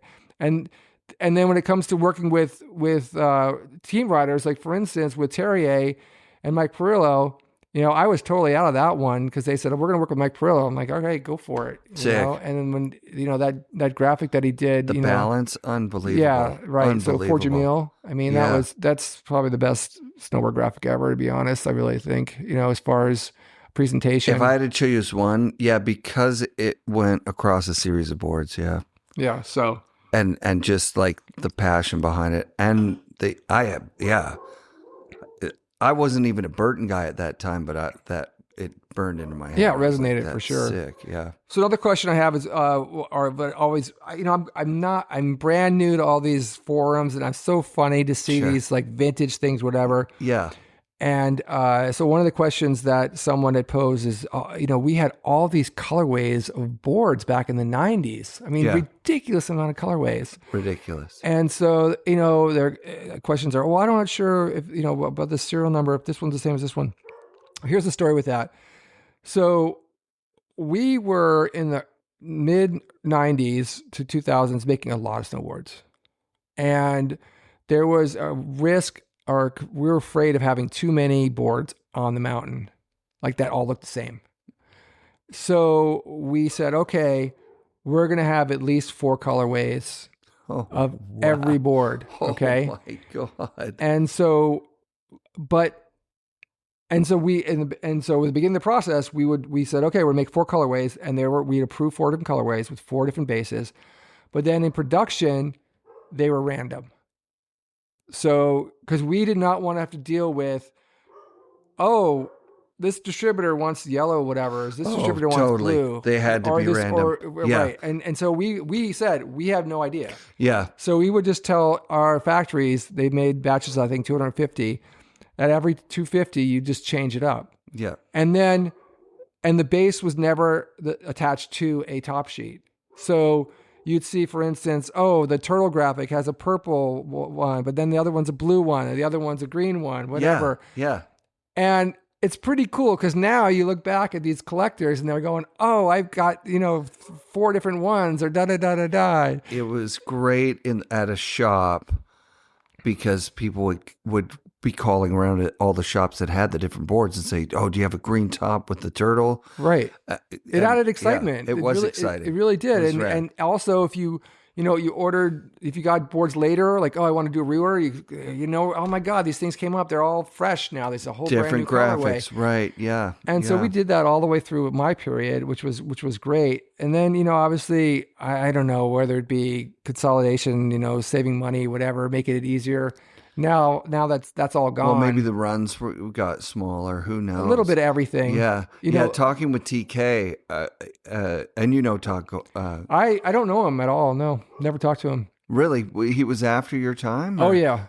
Yeah. I think he got there 2004 or something, or 2002. I left in 2000. Because he's been there about 25 years now, I think. So, yeah, that makes sense. Yeah, he seems like a really nice guy. Oh, my God, he's the nicest. But he was telling me that they couldn't do... He didn't say they couldn't do. He said, yeah, we have one of every product in every size, not every colorway. He had to say it because it just... Oh, it was impossible. Could you imagine having one of it? No. Well, it's not even possible. Oh, it's not even possible. Well, that was my job as well for a while. Not being the... But what I would do is make sure that he got one of everything. Yeah. For snowboards. Everyone made sure that he got one of everything. Yeah. But of course, yes, it was impossible with colorways. But one of the things we did though is that since everything was in-house, that's one of the reasons why we didn't do sublimation a lot, because we wanted to make sure that we had the flexibility to do these kind of fun things, like different colorways and everything like that. Once you do sublimation, it's always outside of house. So you'd have all the top sheets would come in, they'd all be printed already. Right. So it'd just be a mess. Yeah. And we could never, if you wanted to say, oh, let's start doing greens, it just wouldn't be possible. So, but yeah, there were fun days. Here's another fun project, which I don't know if anyone knows about, but I might as well say it. Let's put it out there. So probably 97, 96, I can't remember the year. So Jake had a bunch of back hills that he didn't finish, that were in the warehouse, and they were just raw wood, and they were on a pallet. And so this was obviously from the late 80s, right? Or mid, 87 or something. And he obviously was building them and stopped building them, had too much whatever, and they were just sitting there. Some of them were so warped, right? And so he comes to me and he says, I want you to finish all those. Oh, wow. And I said, all right, for what? He said, well, finish them and then we can give them away to shops or whatever. So then we had to go, myself, I got another guy to help me. And we had to figure out, okay, so we redid, we went to JDK, redid the screens, but then had to find all those little parts, like the thumb screws, the rubber pieces, the rubber back. Jake wanted us to go to the Italian binding vendor at the time and make, remember those red bindings that they had with kind of that crazy half high back thing? And he goes, call them up. And of course they didn't have the mold anymore. Right. So we just went with the water ski bindings. But anyway, all those things were remade. They're authentic because they were made back in the day, but at the same time, they were also finished later. Wild. And so I don't know how many we finished. It was less than 1,000. I'm gonna guess it's a couple hundred. But a lot of them were a lot of those boards that you see at shops were actually, they're not remakes, but they were refinished or finished late finishers. Yeah. Yeah. So interesting. Yeah. So I think I've seen one somewhere. They're all blue in one of those forums where they're like, that's not the right hardware for that era. Yeah. That's why. And they're like, it's a brand new board, but there's something fishy about it. That's right. There's something weird going on here because that's not a 85 era bolt. Exactly. Yeah. Yeah. So that was the story with that one. That's interesting and awesome. Yeah. There's so many funny stories like that. There's also this graphic that we did for the 5-hole board. We did a twin with a 5-hole. I don't know if you ever seen that one. The twin with the 5-hole? No. So we had done the late model that year. That was a 94 or something like that, 93 or 94. And it had a martini base. I don't know if you ever seen that one. Yeah, I know the martini base. So we had our sales manager at the time, Schmitty, said, we have all these old bindings, these 5 old bindings. Can you just make a board? We just give them away. Way. Yeah. Wow. So we were doing the twins at the time, and I just took that he said, I need them fast. So I just went in there and I just told the guy, put a B there in the center and then put a stripe across, like right in the middle. Yeah. And it's just black with just this B and a diagonal. And we did them like in a day, and we just made them all. And now God. I see on the damn thing, these are like, if you can find these boards, they're so awesome. They're not in the catalog, they're super rare, whatever. Right. And here's another funny story. And so there's that one, but then I sent you that picture of that beautiful supermodel. And yes. So one of the things is that as a product manager, I mean, working with snowboards is like working with, paper or spreadsheets back in the day. We had, if you had to, do a test of a new material or a new graphic, you'd get it made in the factory. So I had all these snowboards around my desk. I mean, probably, I'm talking 30 like stacks of these things, and then like one of the office people come by. Oh, this is a fire hazard. You got to get rid of these things, So you thumb through which ones you're actually still need or whatever. So a lot of them were graphics tests, right? Let's say it was a new graphic material on the top, or it was a graphic test. So you're going, oh, does this look good? Does this black one look good or whatever? Nah, it's not going to print well or whatever. Okay, whatever. So I had all these boards, and this was all the time. And so I didn't know this at the time because I we're so busy. So I would take these boards and I take them out of warranty, and the ones that were usable, they would give to the chill program, which is Learn to Ride. Sick. And the rest they would get rid of or whatever. I didn't know what they ever did with them. Sure. Now they're popping up on these things like, oh my God, one of a kind, whatever. Totally. That was sitting at my desk. I mean, I remember that test, and there were so many of them. Now, back in the day, we're not thinking about this stuff. No. Oh, I'm going to stash this and then maybe sell it later. It was not happening. That happened to me big time in the LibTech snowboard collectors group, because there was a deal between my old boss and Mike Olson. He would buy a stack of boards just clear out the LibTech materials. So it would be weird top sheets on top with weird bases, and we just called them special makeup boards. And some of them had like paint swooshes. It really looked like someone had been really lazy, right? Because they had like graphics at the time, but this just was like one paintbrush swoosh of like multicolors. And we got these boards for like $100, and we sold them for like $299. The cheapest boards. Like, and I even looking at the graphics, because there were stacks of them, I'd be like, oh, these things, a couple hundred of them. Just I can't wait for them to just be gone. They suck, right. And they're like $2,000 or $3,000 a board now if you can find one. Oh my God! Because nobody knows what was this. Right? Was this, where did this come from, and why was it made? Yeah, it's like, it was made as a throwaway board. Crazy with one-off weird paintbrush graphic. The one thing I wish I kept was the first year FL project. I don't know if you've ever heard of that board before. Nuh-uh. So that project, that was FL, stand for fucking light.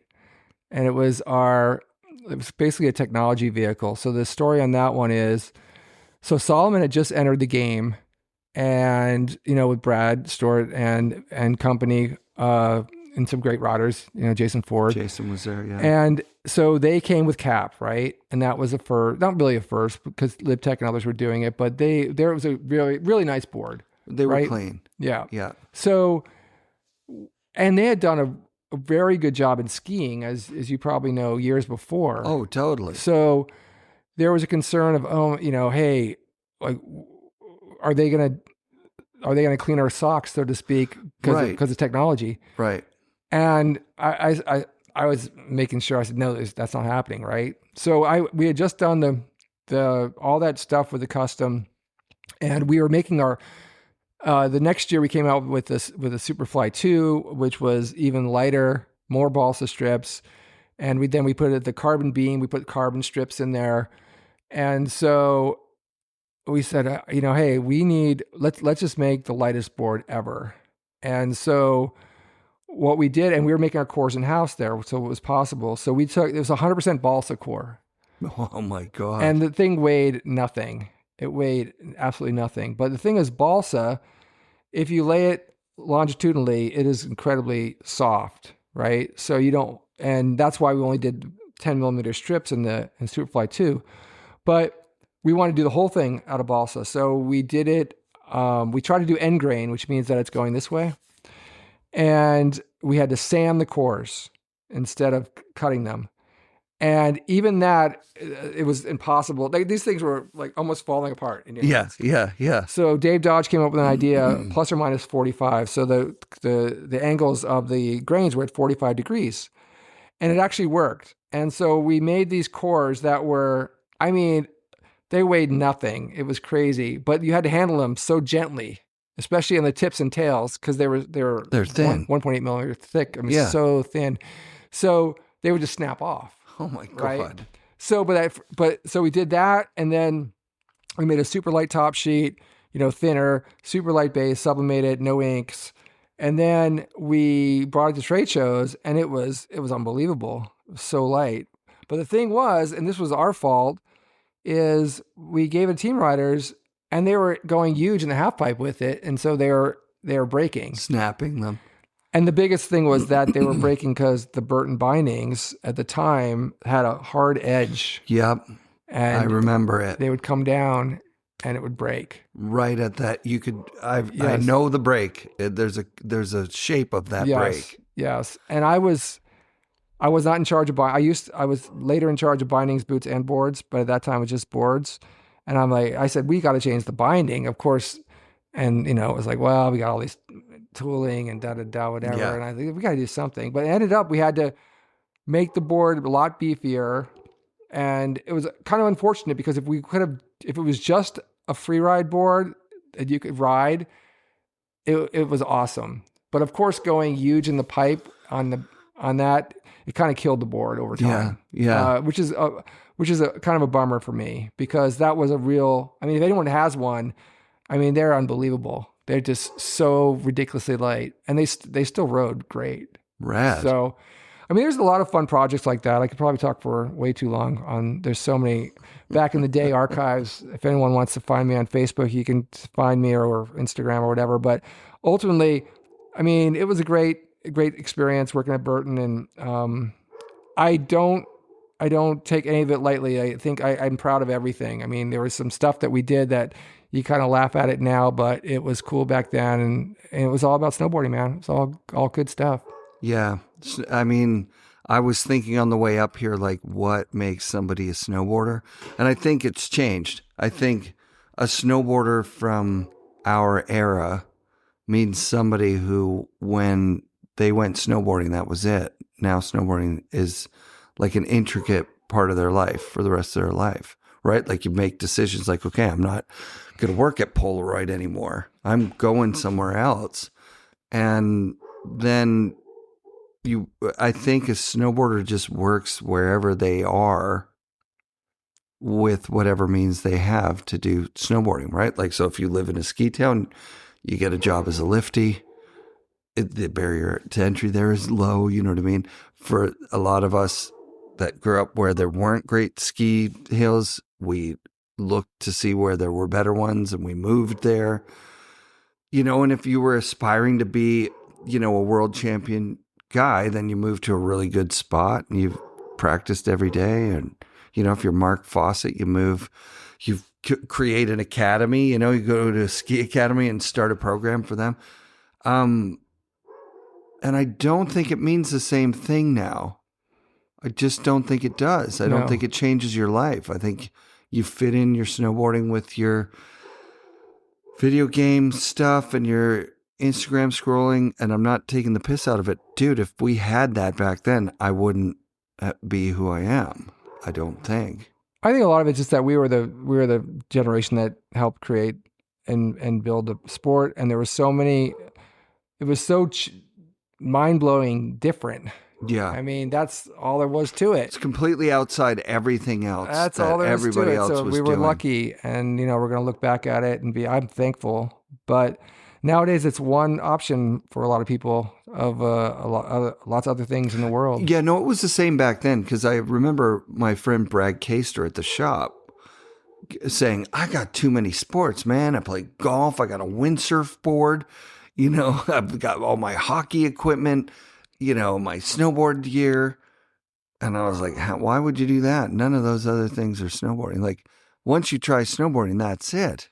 For me, like you threw your skis in the garbage. I skateboarded religiously up until that point, and then I started looking for places to go snowboarding in the summer. Right. Once I tried it, I was like, I don't want this to stop.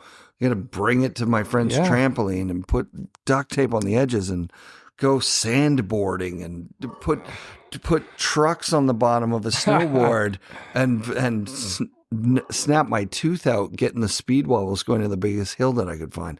Like I guess there were people that just tried it and added it to the list of things that they did. I don't know. I think a big part of it now is that we just need to accept that snowboarders, it's cool if you're out there riding. Right. And it's not ours. That's the thing, is that when you talk about snowboarding now and my opinion on it, I'm like, it's not mine anymore. I just go snowboarding myself, or I'll ride up here with my friends, and I have a great time. Nothing's changed about it for me.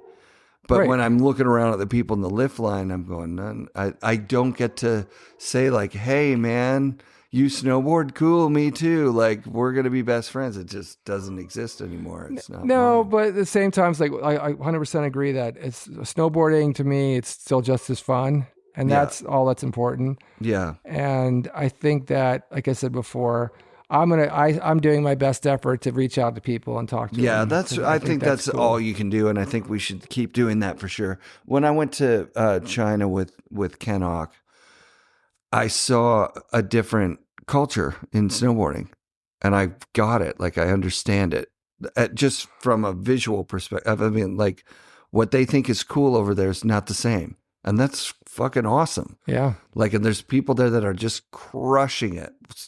The coolest style. They ride super rad. I'm like, that, and it's not anything that I would have ever dreamed up. You know what I mean? But they own it. So that's dope. Nice. That's it. I mean, it's important. It is important. It's hard when you look at something that you care about so much and it seems like it's not in great hands anymore. You know what I mean? Like that, I looked it up today. Who made the most money from snowboarding? It said Shaun White at 65 million or something. And then I said, did Jamie Salter make more than 65 million at snowboarding? And it was like, yeah, billions. And I'm like, so the guy who made the most from it, I mean, he loved making money. But he stayed true to snowboarding in some way, which is weird. He could have sold anything. Yeah. But he somehow just the excitement of snowboarding got him too. I don't let that stuff bother me. I just like riding. Yeah, that's the bottom line. Is that right? He doesn't ride, so the fact that I'm still as stoked on it today as I was when I was, early 20s is pretty cool. That's wild, right? Like, that's the thing for me that sometimes I'm up in the mountains and I'm like, I can't believe I'm still doing this. The same hit that I was hitting 30 years ago, I'm going half as big or a quarter as big. I'm still having just as much fun. Absolutely. I love going out in groomers and carving. It's fun. Yeah. It's just, feels like surfing on snow to me still. Well, that's the thing. I never surfed, but I grew up wanting to surf. And then when I did surf, I was like, wow, snowboarding's better than surfing. It's a lot easier. Way easier. Less localism. Yeah. And the learning curve is fast. And that's what I do. I do love, one of the things that I don't see as much is I don't see as much snowboarders using the terrain like we used to. Right. You know, like I Less would rather creativity, right? I would rather go slower and then doing these little side hits or these, kind of riding the sides as opposed to just going straight all the time. I mean, they're having a great time. There's nothing wrong with it. But all I'm saying is that maybe it's because how we came from wanting to maybe be surfing or just the flow style. Yeah. And that's why it's still great for me, because I'm still feeling that same stuff. Yeah.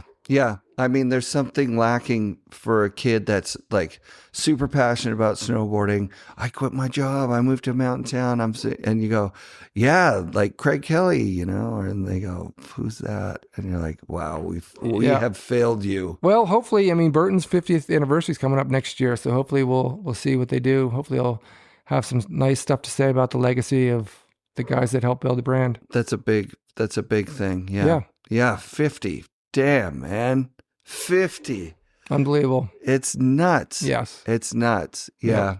Thanks for doing the show, man. Right on, man. It's great. Had a great time talking with you. It was awesome. We've been talking over the last few months, and I've been really looking forward to it. Yeah, it's great. I'm really glad you reached out, and to be honest, didn't even know all this stuff existed. Now that I've learned a little bit about it, I've been listening to all your older podcasts, and they're great. Yeah, you know what? Thank you for that. Yeah, it's crazy that there's like a 0% chance we didn't meet. You know what I mean? Like for sure we met at that. If you're running 91 camp. Yeah, I mean, I wasn't running it, but I was running around. You were running around at it. We you probably filmed us. Oh my god! Or told us that we couldn't carve. Or shout out to Tim Windell. Shout out to Tim, man. All right. Yeah. Okay, man.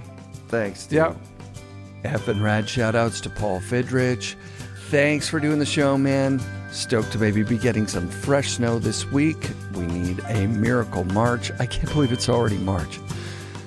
Thanks for continuing to listen to the FNRad Snowboard Podcast, presented by FlowJoy Water and brought to you by FNRad Productions.